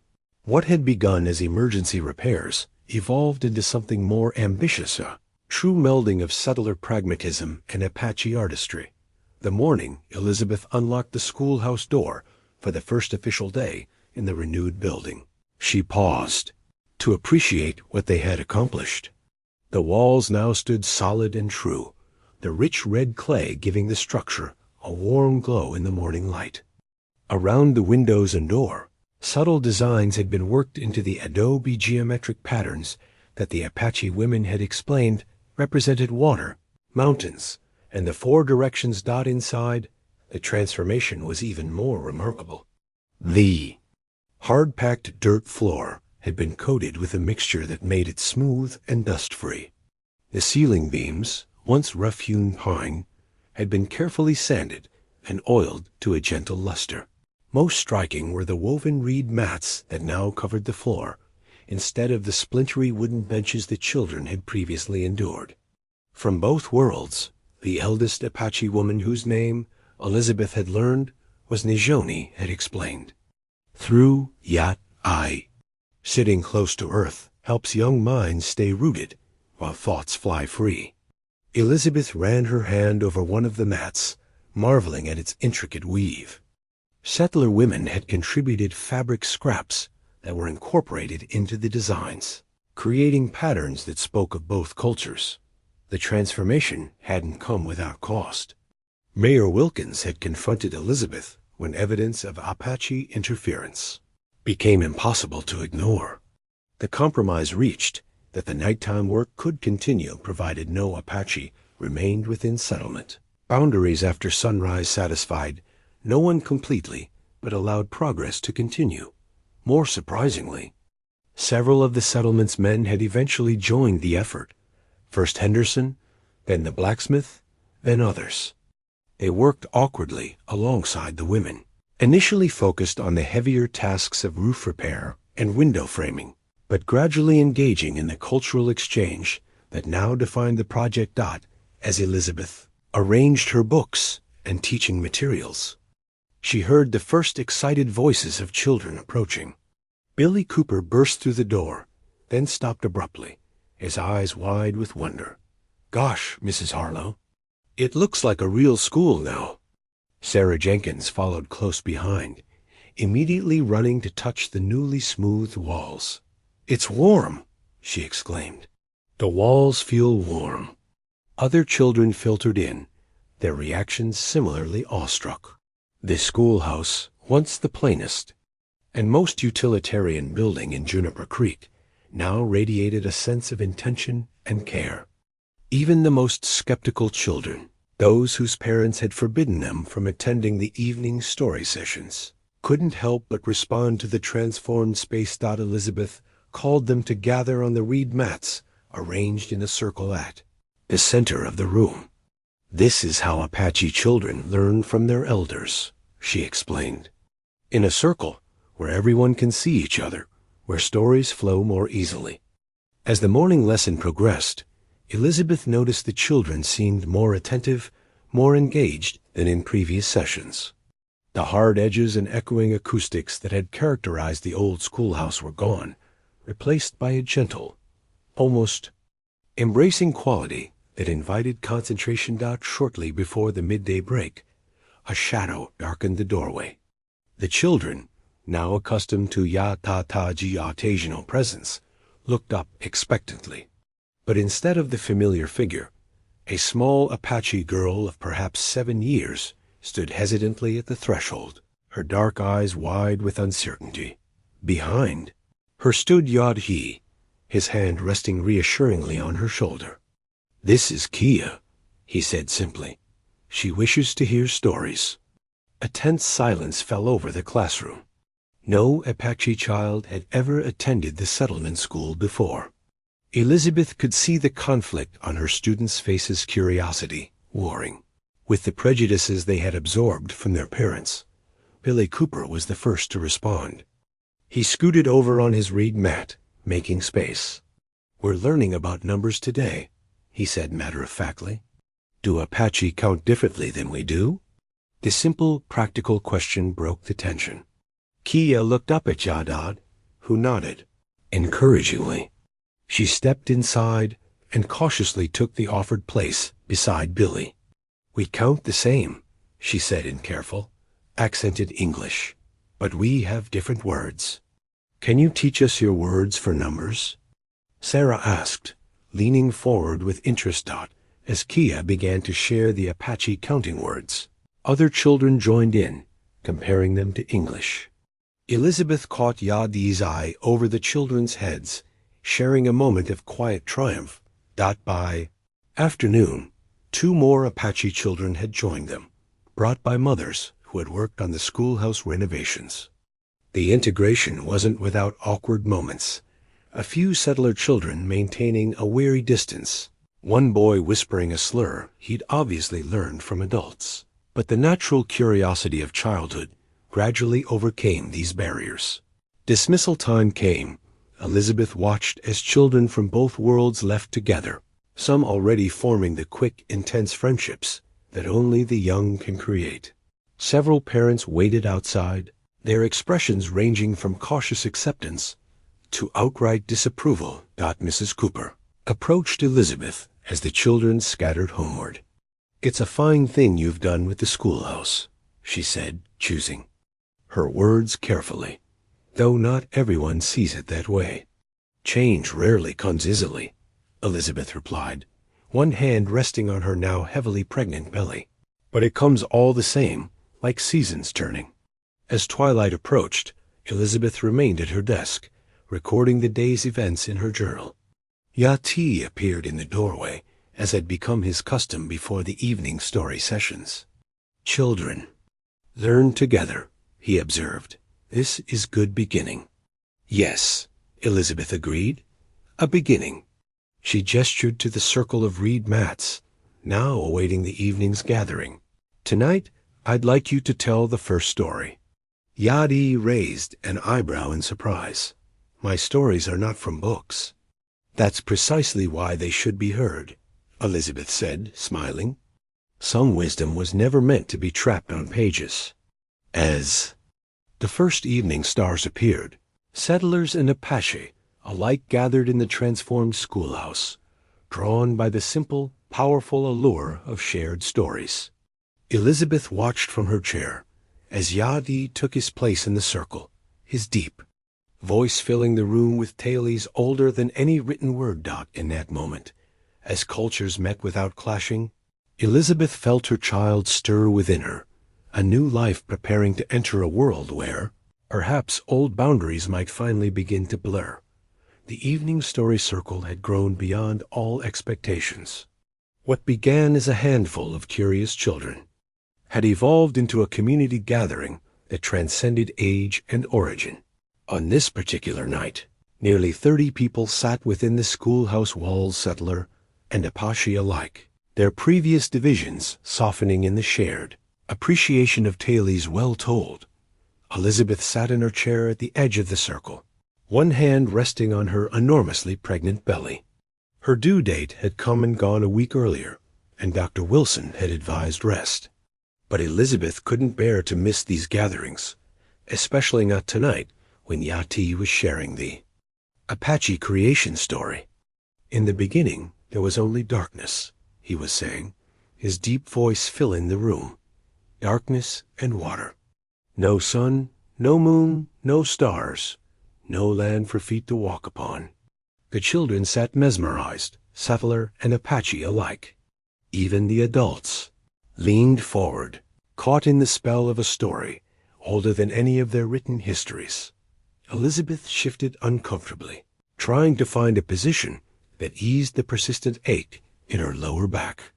She'd been experiencing these pains intermittently throughout the day, but had dismissed them as the false labor Dr. Wilson had warned might precede the actual birth dot, as Yá'át'ééh continued his tale, describing how black Haxan and white Haxan brought forth the 4 directions. Elizabeth felt a sharper pain radiate across her abdomen. She drew in a quick breath, causing Mrs. Cooper, seated nearby, to glance at her with concern. "Are you well, Mrs. Harlow?" she whispered. Elizabeth nodded, not wanting to interrupt the story.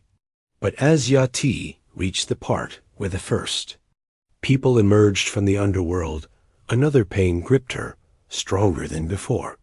This time, she couldn't suppress a small gasp. Yá'át'ééh paused mid-sentence, his keen eyes finding Elizabeth in the lamplight.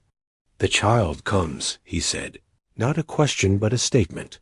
All eyes turned to Elizabeth as she clutched the arms of her chair, her face paling as the contraction intensified. "I think," she began, but her words gave way to a sharp cry as something inside her seemed to tear, followed by a rush of warm fluid soaking her skirts.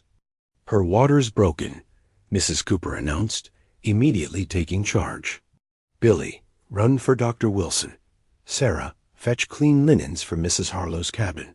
The peaceful gathering erupted into activity.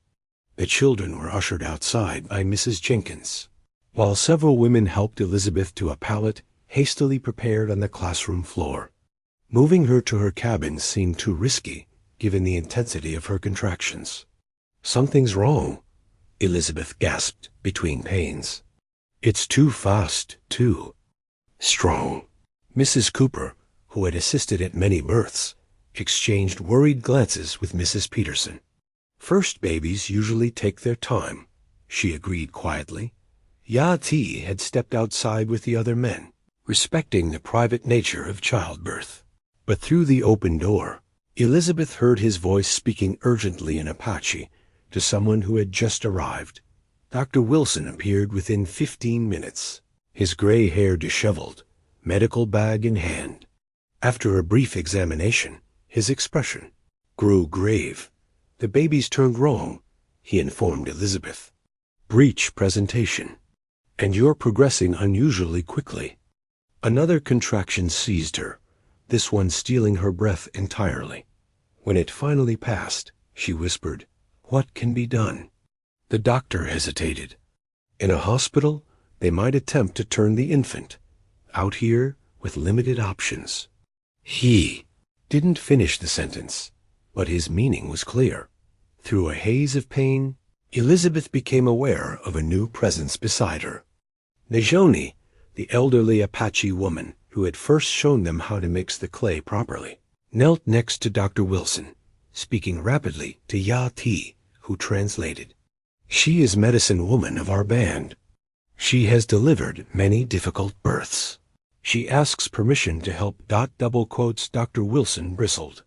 "I'm not sure that's appropriate. Please," Elizabeth interrupted, seizing his arm as another contraction began building. "I'll try anything." After a moment's hesitation, the doctor nodded reluctantly. "Tell her the baby is breech feet first, instead of head first." When Yá'át'ééh translated, Najoni nodded knowingly. She spoke again, gesturing with her hands. "She says she needs certain herbs. Yá'át'ééh has gone to fetch them." Mrs. Cooper translated, surprising everyone with her growing understanding of Apache. The next hour passed in a blur of pain for Elizabeth. She was vaguely aware of Najoni returning with a small medicine pouch, of a bitter tea being pressed to her lips, of skilled hands gently but firmly pressing on her belly in a specific pattern. Dr. Wilson worked alongside the Apache medicine woman, his initial skepticism giving way to professional respect as he observed her techniques. "She's trying to turn the baby," he explained to Elizabeth during a brief respite between contractions. "And I believe it's working." Outside the schoolhouse, a crowd had gathered. Word of the difficult birth spread quickly through the settlement. Despite the late hour, lanterns bobbed in the darkness as more people arrived, not just to gawk, but to offer support. Henderson organized the men to boil water and tear clean rags. Reverend Smith led prayers on the schoolhouse steps. Even Mayor Wilkins arrived, setting aside political considerations in the face of a life-and-death struggle. Most surprising was the arrival of several Apache families who had been teaching in the evening circles. They gathered slightly apart from the settlers, maintaining a respectful distance while performing their own quiet ceremonies for mother and child. Inside, Elizabeth fought the hardest battle of her life. The pain was beyond anything she had imagined, waves of agony that threatened to pull her consciousness under. She clung to Najoni's weathered hand with one of hers, and to Mrs. Cooper's with the other. "I can't," she gasped as another contraction built. "I can't do this." "You can," Mrs. Cooper insisted. "You're the woman who faced down the entire settlement for what she believed in. This baby is just as stubborn as its mother." Through the red haze of pain, Elizabeth caught sight of Yá'át'ééh in the doorway, his normally impassive face tight with concern. He held something in his hands, a small medicine pouch like the one Najoni had brought. "For strength," he said simply, placing it near her head, "and safe passage." As midnight approached, Dr. Wilson announced, "The baby's turning. I can feel the head now." Next contraction. "Elizabeth, you must push with everything you have." Elizabeth gathered her remaining strength, silently calling on Thomas's memory, on her own fierce will, on whatever forces might be listening Christian, or Apache, to help her child arrive safely in this world that stood balanced between two cultures. With a final, tremendous effort, she pushed. The first gray light of dawn filtered through the schoolhouse windows when Elizabeth's daughter finally entered the world. After hours of struggle that tested the limits of her endurance, the sound of a newborn's indignant cry filled the room, bringing tears to the eyes of everyone present. "A girl," Dr. Wilson announced, his voice thick with emotion after the night's ordeal. A strong, healthy girl. Nijoni, her weathered hands steady despite the long night, expertly wrapped the infant in a beaded birthing blanket she had brought, a sacred object normally reserved for Apache children. The elderly medicine woman murmured blessings in her native tongue as she placed the swaddled newborn in Elizabeth's trembling arms. "She has warrior spirit," Nijoni said through Mrs. Cooper's halting translation. "Fought hard path to this world." Elizabeth gazed down at her daughter's face red and wrinkled with a surprising amount of dark hair plastered to her tiny head. The baby's eyes, when they briefly fluttered open, were the deep blue of all newborns, but Elizabeth fancied she could see Thomas in the shape of the tiny nose, the curve of the small chin. "Hello, little one," she whispered, her voice hoarse. "From hours of exertion. What a journey you've had already." Dr. Wilson continued his work, his initial professional detachment having given way to genuine awe at what had transpired. "I've delivered hundreds of babies," he told Nijoni as they worked side by side to ensure Elizabeth's well-being, "but never seen a breech turn like that. Your methods." He shook his head, lacking words to properly acknowledge what her traditional knowledge had accomplished. The Apache woman simply nodded, understanding transcending their language barrier. Medicine was medicine, regardless of its source. Outside, those who had maintained vigil through the night received the news with jubilation. Reverend Smith led a prayer of thanksgiving, while the Apache families performed their own blessing rituals. At a respectful distance, the invisible line that had long divided the two communities seemed to have blurred, at least for this moment of shared human joy. Yá'át'ééh, who had remained near the schoolhouse door throughout the ordeal, stepped inside at Elizabeth's beckoning. His normally composed features softened as he gazed at the newborn. "What will you call her?" he asked quietly. Elizabeth looked down at her daughter, now sleeping peacefully against her breast. Through the eastern window, the first rays of sunrise painted the schoolhouse walls with golden light, illuminating the blended craftsmanship of settler and Apache hands. "Aurora," she decided. It means dawn in Latin. She was born with the new day, at a time of new beginnings. Yá'át'ééh considered this, and nodded approvingly. "In our way, we would call her Hashchi-Evdy, she who is born as day breaks. A good name. A powerful time to enter the world." Mrs. Cooper, who had not left Elizabeth's side throughout the night, gently adjusted the beaded blanket around the infant. "Some might call her a miracle child," she said. "The way she came into this world, with both our ways of healing joined together." Word of the difficult birth and its successful outcome spread rapidly through Juniper Creek and beyond. By midday, the schoolhouse had become an impromptu gathering place, with visitors bringing gifts for mother and child. Settler women arrived with practical offerings, hand-sewn baby clothes, preserved fruits, meals for the new mother. Apache families brought symbolic gifts, a tiny pair of soft moccasins, a rabbit fur cap, a small pouch of sacred pollen for. Blessing. Mayor Wilkins made a brief appearance, his usual political calculations momentarily set aside as he awkwardly presented a hand-carved wooden rattle. "On behalf of the Settlement Council," he said formally, though his voice held genuine warmth. "First child born in our new schoolhouse deserves something special." Elizabeth, exhausted but radiantly happy, received each visitor from her makeshift bed, Aurora sleeping peacefully beside her. Dr. Wilson had insisted she remain where she was for at least a day, rather than risk moving to her cabin.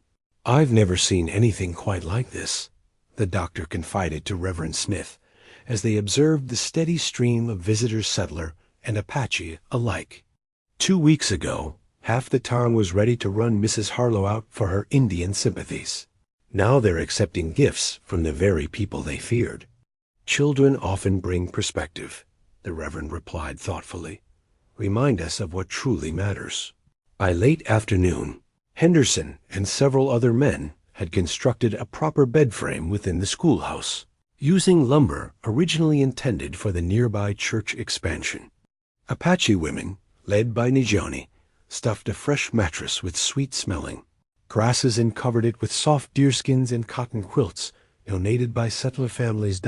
As twilight approached, most visitors departed, leaving Elizabeth with a small circle of those who had been present throughout her ordeal. Mrs. Cooper took charge of organizing the gifts and ensuring Elizabeth had everything she needed for her first night with Aurora. "I never imagined giving birth in a schoolhouse," Elizabeth said softly, stroking her daughter's cheek as she nursed. "But now it seems perfectly right. This place has become something more than just a building." Yá'át'ééh, who had maintained a respectful distance throughout the day's celebrations, approached as the last visitors were leaving. "Your child bridges two worlds," he said, his usually stoic expression thoughtful. "Born where stories from both peoples are shared. This has meaning." Elizabeth nodded, understanding the significance beyond the literal. Perhaps that's her first story, how she brought people together even before she drew breath. As darkness fell, Elizabeth gazed at her daughter's peaceful face in the gentle lamplight. Aurora's arrival had already changed so much, not just Elizabeth's life, but rippling outward to affect the entire community in ways no one could have predicted. "You have quite a responsibility, little one," she whispered. "Born between worlds, belonging to both. What stories you'll have to tell someday." Outside, beneath a sky brilliant with stars, the settlement of Juniper Creek settled into an unusual night of shared peace, a brief but profound harmony born from the simple, timeless miracle of new life. 4 weeks after Aurora's birth, Elizabeth returned to her teaching duties, the infant bundled securely in a sling across her chest. The arrangement raised eyebrows among some of the more traditional settlers, but practicality won out over convention. There was no one else to mind the child, and the school couldn't function without its teacher. To Elizabeth's surprise, Aurora proved an asset rather than a hindrance in the classroom. The baby's presence softened the atmosphere, and even the most rambunctious boys moderated their behavior when she was sleeping.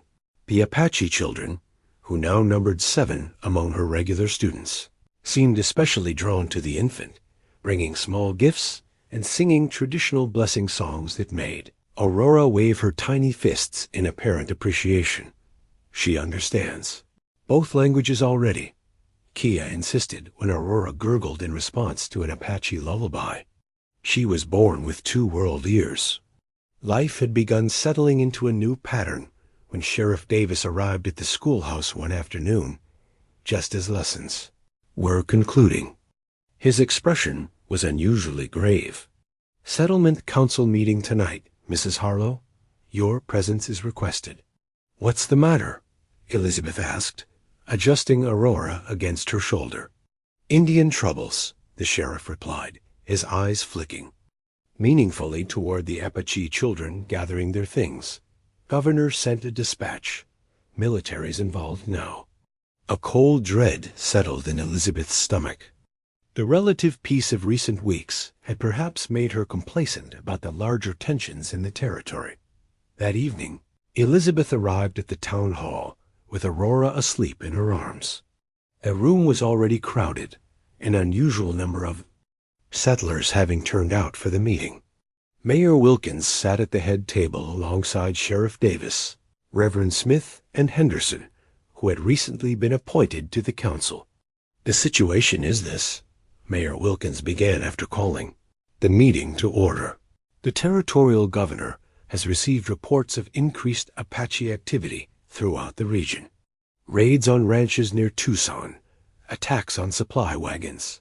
The Army is preparing a response, and all settlements have been advised to restrict Apache access to their communities." Murmurs rippled through the crowd.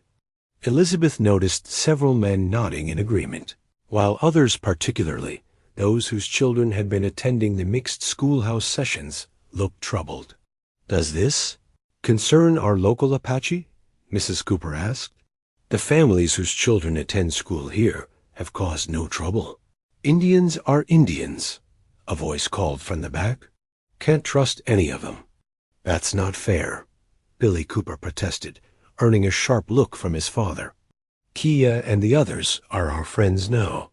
Mayor Wilkins cleared his throat. "The governor's directive doesn't distinguish between friendly and hostile natives. The Army's position is that all Apaches should return to the reservation at San Carlos." "But the families we know aren't from San Carlos," Elizabeth interjected, rising carefully with Aurora still sleeping against her shoulder. "They belong to a small band that has traditional claims to the canyons east of here. Forcing them to San Carlos would mean sending them to live among people who speak different dialects, who have different traditions." "Mrs. Harlow," the mayor said with exaggerated patience, "these are matters of territorial security, not schoolroom sentiment." "With respect, Mayor," Anderson spoke up unexpectedly, "Mrs. Harlow has a point. The band we've been dealing with has kept their word. They trade fairly, keep their young men in check. Pushing them toward San Carlos might create enemies where we currently have neighbors." The debate continued, growing heated at times. Elizabeth observed the divide in the room, those who had engaged directly with the Apache families through the school now arguing for a more measured approach, while those who had maintained their distance insisted on strict adherence to the governor's directive. Just as Mayor Wilkins was calling for order, the door to the town hall opened. A collective gasp went through the assembly as Yá'át'ééh entered, followed by two older Apache men wearing the traditional headbands of tribal leaders. Behind them came Nijoni and another medicine woman. Sheriff Davis immediately moved toward, his rifle propped in the corner, but Henderson raised a hand to stop him. "Hear them out," he said firmly. Yá'át'ééh stepped forward, his bearing dignified despite the hostile stares from many in the room. Beside him, one of the older men held a ceremonial pipe wrapped in buckskin.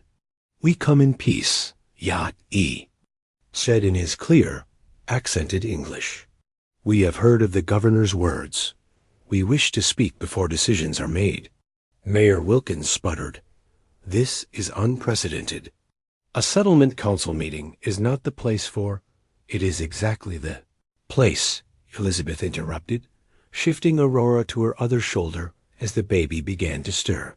"If we're discussing their fate, they deserve a voice."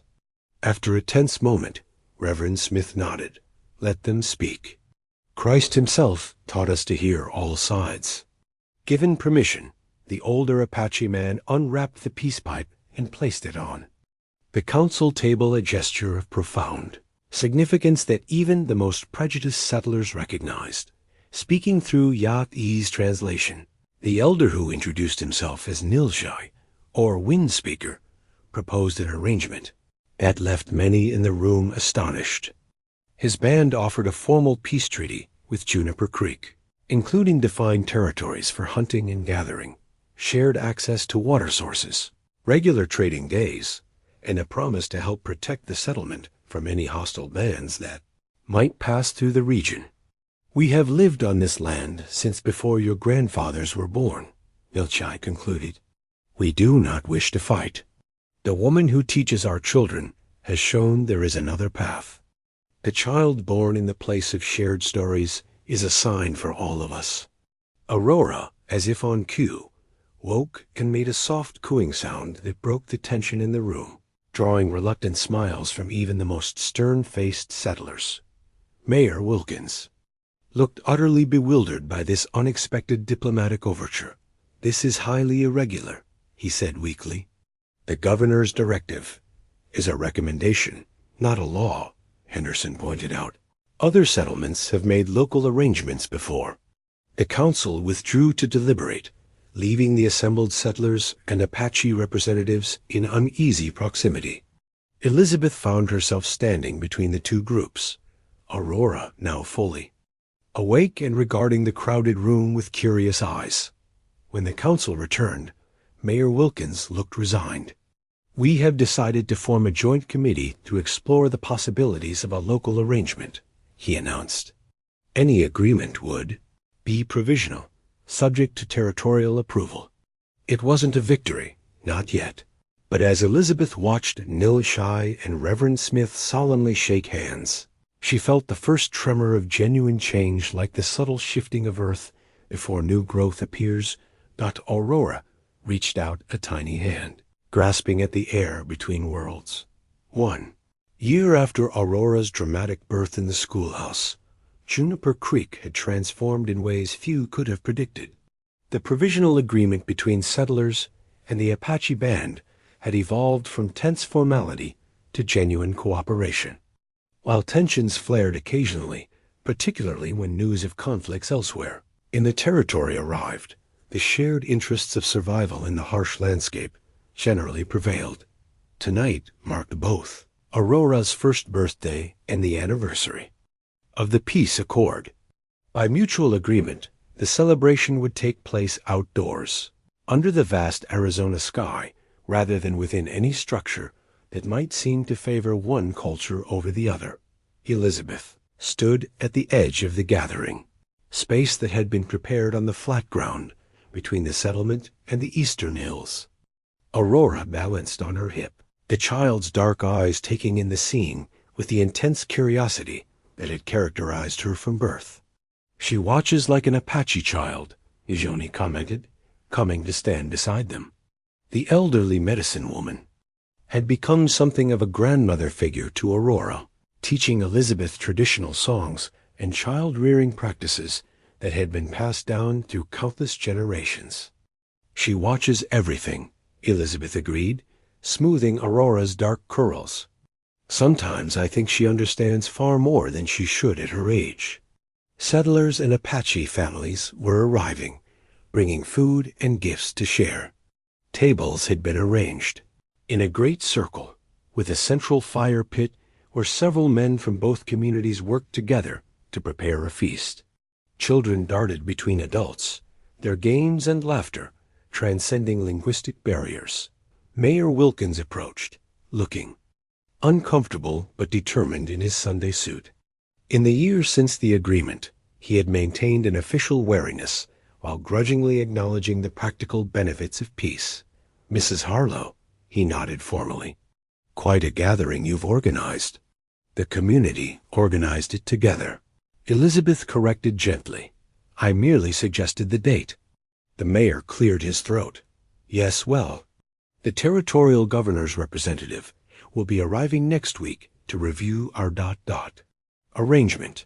I trust tonight's proceedings will be orderly. I trust they'll be joyful. Elizabeth replied with a smile that didn't invite further discussion of politics. As twilight deepened into true night, lanterns and torches were lit around the perimeter of the gathering space. The feast began with Reverend Smith offering a Christian blessing, followed by Nil Shai performing an Apache prayer of thanksgiving. The two spiritual leaders had developed an unexpected respect for each other over months of philosophical discussions, facilitated by Yá'át'ééh's translations. After the meal, as stars began to blanket the sky in breathtaking profusion, Elizabeth found herself seated on a blanket beside Yá'át'ééh. Aurora had finally exhausted her seemingly boundless energy and dozed in Elizabeth's lap. Look how far we've come, Elizabeth said softly, gesturing to the mixed groups of settlers and Apache sharing food, stories, and songs. When I first arrived in Juniper Creek, I couldn't have imagined this. Yod nodded, his gaze taking in the scene. Small seeds grow strong with proper care. And occasional storms, Elizabeth added with a wry smile, thinking of the various crises they had weathered over the past year. Around them, several elders from both communities had begun, pointing out constellations to a rapt audience of children. An Apache grandfather traced the path of stars that formed what settlers called the Big Dipper, explaining how his people saw these same stars as a celestial bear.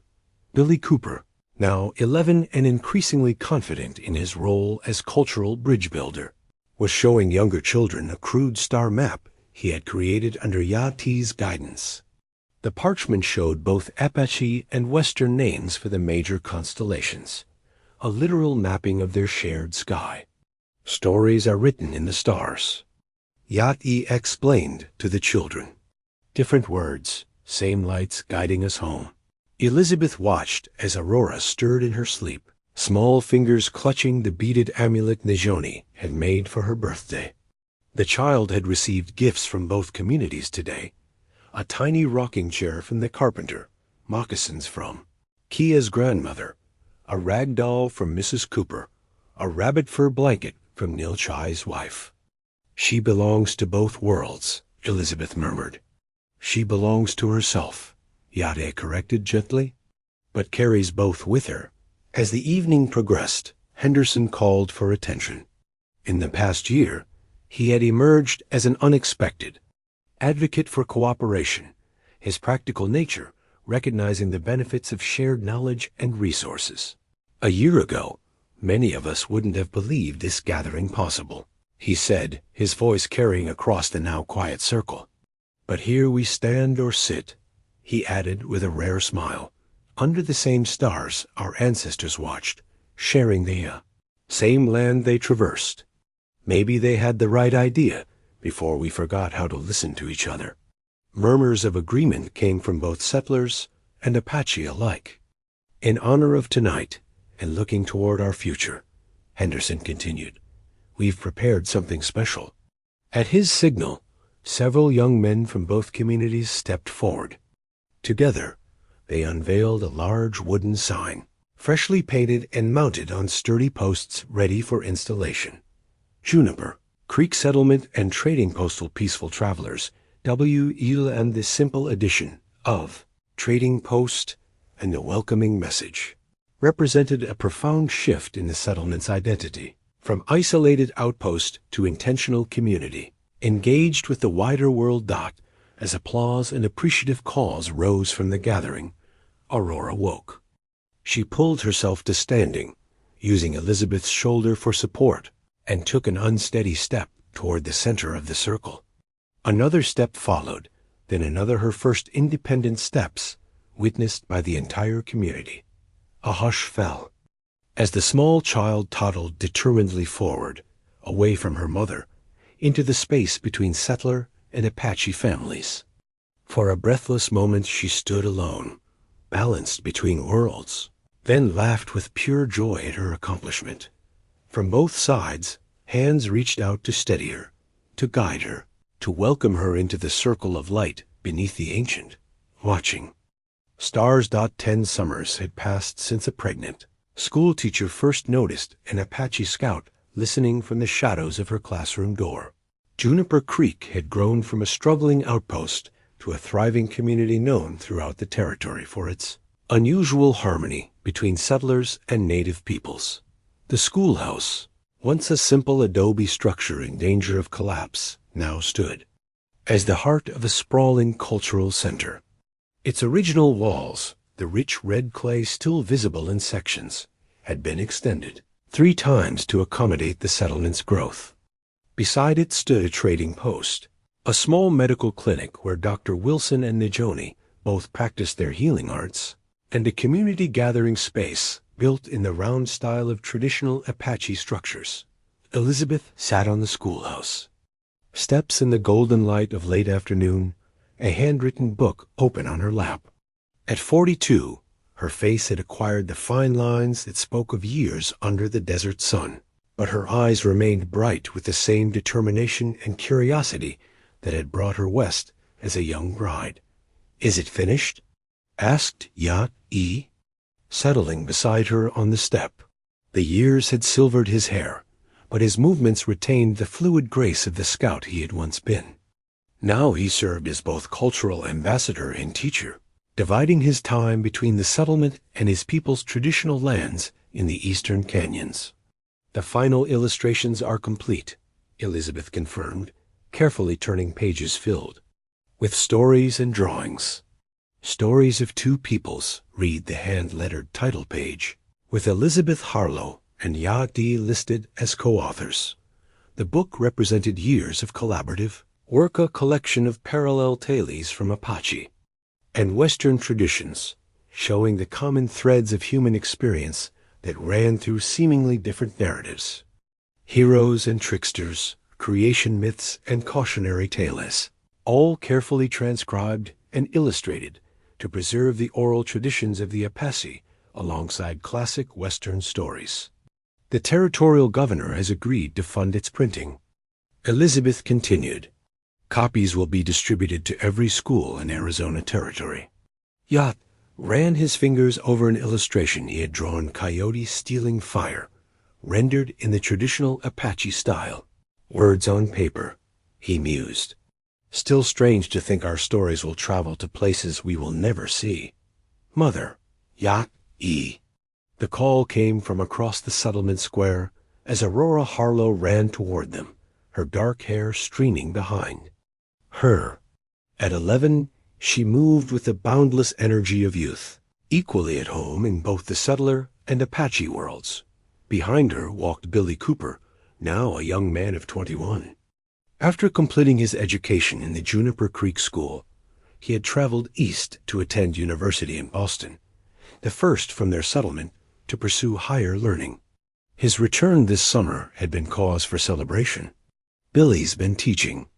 Me more Latin, Aurora announced breathlessly as she reached them. And I've been teaching him Apache counting songs. He's terrible at them. My tongue wasn't made for such eloquence, Billy admitted with a good-natured smile. I'll stick to dead languages that don't talk back when I mispronounce them. Elizabeth felt a surge of pride watching them together, the fruition of everything she had worked toward. Aurora had grown up never questioning that knowledge could flow in both directions, that wisdom belonged to no single culture. The supply wagon brought mail, Aurora continued, holding out several envelopes, including one from the Smithsonian Institution for you both. Elizabeth and Yá'át'ééh exchanged surprised glances. The previous winter, they had hosted a visiting ethnography who had shown great interest in their cultural exchange program. The letter, written on impressive letterhead, contained an invitation for them to visit Washington, D.C., to share their experiences in building cross-cultural understanding. Your work in Juniper Creek represents a model that could inform Indian policy throughout the Western Territories. The letter stated. Washington, Yá'át'ééh said, testing the word. Many days' journey. A chance to be heard by those who make decisions affecting both our peoples. Elizabeth noted, understanding the significance beyond the honor of the invitation. As they discussed the unexpected opportunity, other familiar figures appeared in the settlement square. Henderson, now serving his second term as mayor, walked with Nilshai, the two men deep in conversation about plans for expanding the trading post. Mrs. Cooper directed a group of women, both settler and Apache, who were preparing for the summer solstice celebration. Near the community. Well, Kia, now a young woman, taught reading to a circle of children from both cultures. She had become Elizabeth's assistant teacher, showing a natural gift for education that transcended her own difficult early experiences. Look at what we've built, Elizabeth said softly, taking in the scene. Not just structures of adobe and wood, but something far more lasting. Yá'át'ééh, his gaze following hers. The true dwelling is made of people. This we have. Built well. As the sun began its descent toward the western horizon, casting long shadows across the settlement, Aurora opened the book on her mother's lap, her fingers tracing the carefully written words and images. When I'm grown, she said, with the certainty of youth, I'll take this book even further. There are other peoples, other stories to connect. Elizabeth glanced at Yá'át'ééh, seeing in his eyes the same thought that had occurred to her, that perhaps their greatest legacy sat beside them, embodied in this child born between worlds who saw not divisions but possibilities. The schoolhouse bell rang, calling the community to the evening meal. As they rose to join the gathering, Elizabeth paused for a moment, looking back at the building where it had all begun, where a pregnant teacher had once read stories to illiterate children, unaware that an Apache scout listened from the shadows, his heart opening to the power of her words. "It began with stories," she said, "and with stories it continues." Yá'át'ééh placed his hand briefly on her shoulder, a gesture of companionship that needed no translation. "The best stories never end," he replied. "They just find new voices to carry them forward." Together they walked toward the waiting community, the handwritten book tucked safely under Elizabeth's arm. A bridge between worlds, built one story at a time.